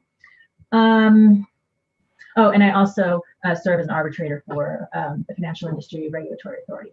I'm going to keep my comments short. We were told that you have already had numerous rounds of feedback because you've made it this far. And so you've probably already heard quite a bit. I want to compliment both sides on having very clear themes in the presentation. You didn't just focus on the trees, so to speak. You actually built a forest around it, and each side had a theme. Each side had a very strong mastery of the evidence on both sides, and so you were able to shoot holes in the other side and able to find fault. And at the same time, you were able to answer the criticisms that you got from the other side and address that on redirect. I think the one thing of constructive feedback that I would add would be that some of the attorneys stressed a lot of emotion, and in really any legal case, you want to have it seem as though the facts are what's telling you the story, and maybe the witnesses are conveying some emotions. Like in this case, the defendant, it was very important that she conveyed her emotions. But you don't want it to come across as though the attorneys are really vouching for their feelings about the case. And so that would be my one area of constructive criticism. But I do really want to compliment both sides on putting on a very nice show, a very nice case, and I do hope that you, all of you, stick with it. Thank you. Nicholas Monk, I don't know how to introduce you. I know you're a Judge Advocate General. I'm a lieutenant, so Lieutenant Monk is, yes. So yes, I am Lieutenant Nicholas Monk. I am a member of the Navy JAG Corps. I am a Colorado attorney and I'm a graduate of the University of Colorado. However, I'm actually coming to you today from Hawaii, where I'm presently stationed at Joint Base Pearl Harbor Hickam. Oh, wow. So you're getting a bunch of snow. I have a beautiful, gorgeous sunny day outside that I'll be going to following this once I get out of this uniform. I want to say I think everyone did a very, very good job for me It was a extremely close round. So maybe my biggest takeaway is minor errors mattered in this one, at least for me. I can't speak for the other judges, but it was exceedingly close. So really either team with correcting some very, very minor flaws easily would have been able to switch the outcome. Maybe my biggest feedback across the board, and this is something I see come up kind of all the time in especially high school mock trial, but mock trial, is witnesses being unnecessarily confrontational on cross-examination. And I think it was pretty serious. So that would have been one way that either team could have sort of taken this round and just made an easy, decisive victory for them.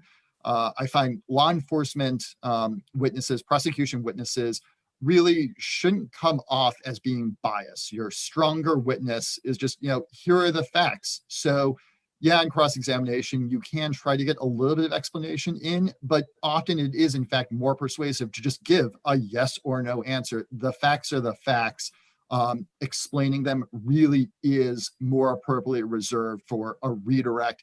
I think it actually is detrimental to your case when your witness just comes off as sounding super biased.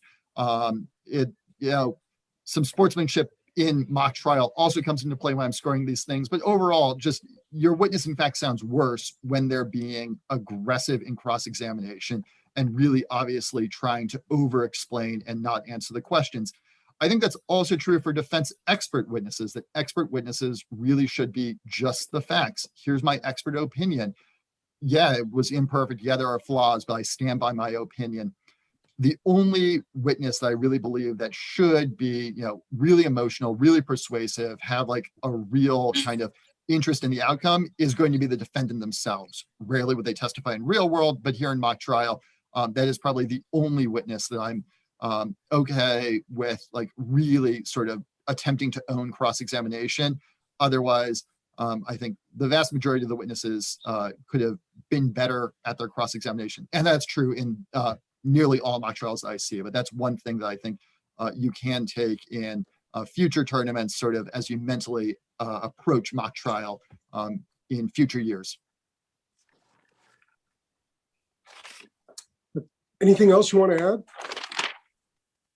No, that's my big takeaway. I will throw my email into the chat as well. I'm happy to talk to you about my other additional feedback, the Navy JAG Corps in general. I think it's a blast. It's really fun. It's not like any other type of attorney that I can think of. We do some really awesome stuff, get to travel, get to see the world, get to go on ships. So you get to do great cases too. Yes. I mean, yes, we have a very heavy trial practice. We have a heavy operational law practice. We are a global organization that gives us a lot of opportunities. So I would encourage everybody here to consider law school, consider mock trial, consider being a lawyer down the line. And, think about the JAG Corps, think about joining the military, because we get to do some like really, really exceptional work. That's pretty interesting. Excellent. Ms. Davidson.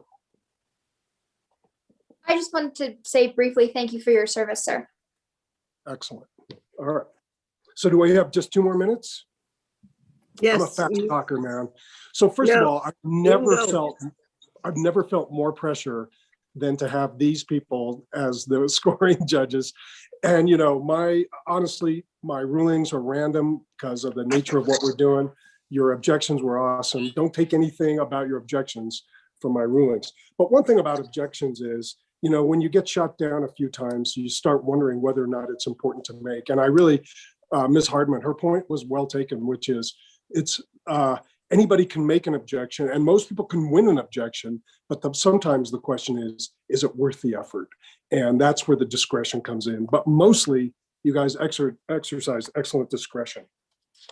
So I could just, as you can imagine, I could just go on, as all of us could.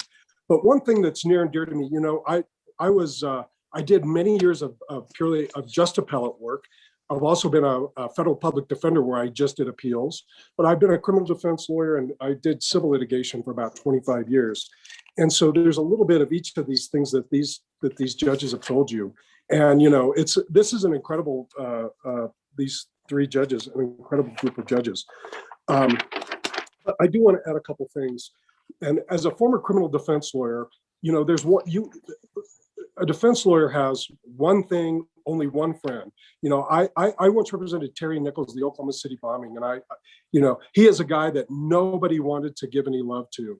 And so the prosecutor called him the defense or the defendant, but you have to give love to your client. So if you're on the defense side, you never want to call your client my client. It is always humanizing them by calling them by their name. And so that is my pet peeve as a former criminal defense lawyer, is you always dignify them, because people think they're crap, and you want them, if nothing else, if they're going to spend the rest of their lives in prison, you want them to know that at least you gave them the dignity of calling them by their name. So that's a small point, but it's one that I feel important to make.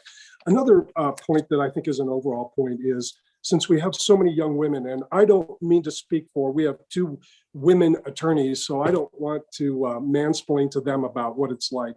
But I want to pick up on a point that Ms. Hardman made, and that is, she said, it comes across nicer. And it's harder for women to do this job than men, because if you come across as aggressive, it's just harder not to be thought of as bitchy. And I'm sorry to use that word. And so what I always tell people, because I see so many people in court, and because I've worked with so many, I'm one of 6 male judges on an 18-judge court. And all of the women I work with are super accomplished trial lawyers. And that is that everybody has their own way of being a lawyer, because we're all different people.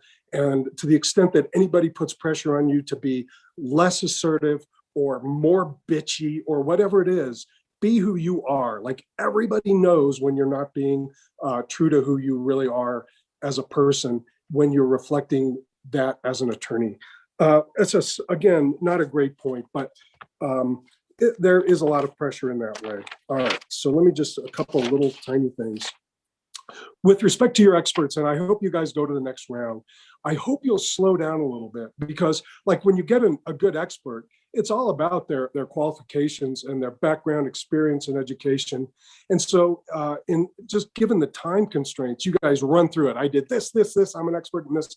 But man, you want to like wallow in it. You want to wrap yourself and engage and envelop yourself in that person's expertise.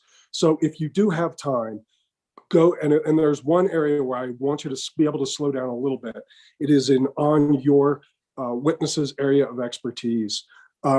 With respect also to expert witnesses, I think it's helpful to voir dire, even if you know that that witness is going to be admitted as an expert.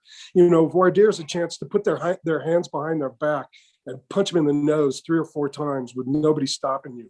So always voir dire, always poke some holes into their, at least in this competition, maybe not always in real world, but always take advantage of the fact to going in, poking holes in what they're going to say before they've ever said it, and minimizing their expertise. I love the themes. You know, experts in court where I am, and I'm in the lowest level criminal court in Denver right now. You know, we do civil and we move around, but I'm in county court. And God, now I forgot why I said that. Oh yeah, when you voir dire people, you know, just see if you can poke a hole in what they're going to say before they say it. That is just, you're not going to get many opportunities to do that.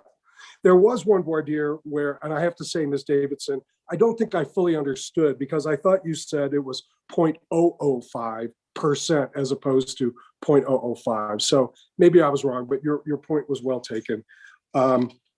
So if you do, the last thing I want to say is something that's obvious. And I just want to point out one person in particular, but not because, but she's just one example of it. And that is, when you're on direct, you know, you just ask these open-ended questions and you make that witness, your witness, the star. All eyes should be on that person.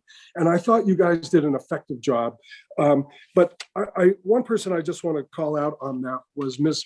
Kidder, because I thought she did an excellent job she started on cross, and her cross was, she was testifying on cross. And that's exactly what you're supposed to do as the person cross-examining. I was looking at her. I wasn't looking at the witness, and not just her, but others of you as well. And that is exactly what you want on cross. You want to be the star and you want all eyes on you. But when she was calling her witness on direct, she asked these very brief, open-ended questions that made me look at the witness and not at her. I think that's what, I saw that overall. I thought that was particularly notable in here, but that's critical when you guys are going into court. And then finally, if you're going to put your defendant, if you're a defense lawyer, I've never put my clients on the stand because I couldn't. But if you do, the question to ask them, and I'd love to hear from the other lawyers here, if you put them on, ask them if they did it and hope they say no. And you did, and that worked out great.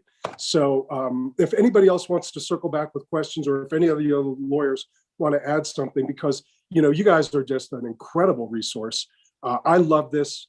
My kids went to East High School, and one of them's about to start law school. But I'll tell you that mock trial and speech and debate, things like that. My kids did con law as well. It changed their lives.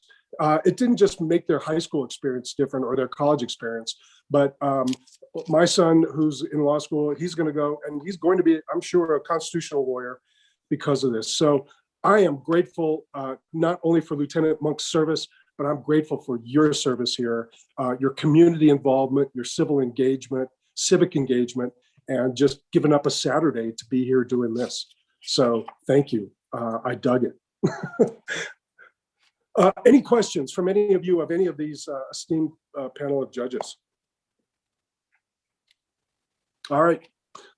Be well, guys. Good luck in the next round. Thank you. And I think so much. Thank you. Entire team. When I thank you, Your Honor, and all of the panelists for the time that you took today to help us out with this. Yes. It was a pleasure. All of you. Yes. Thank you. And thank you, Lieutenant Monk, for your Great service. job, all of you. Good luck. Okay. Thank you. Thank So you. And announcements are going to be made in the volunteer lounge and the judges lounge for the championship round. So, and your coaches will be informed of when that's happening. So just stay posted, and congratulations. And I had 5 kids. My kids went to Lakewood, and I'm so proud of all of you. So good job. Yeah. Thank you. What a great group. You guys really made me nervous, man. When I started Googling all of you and I saw how experienced you were, it's like, oh no, they're going to see what I know about evidence. So you did great, Judge. Thanks. Thank you all so much. Goodbye. Thank you.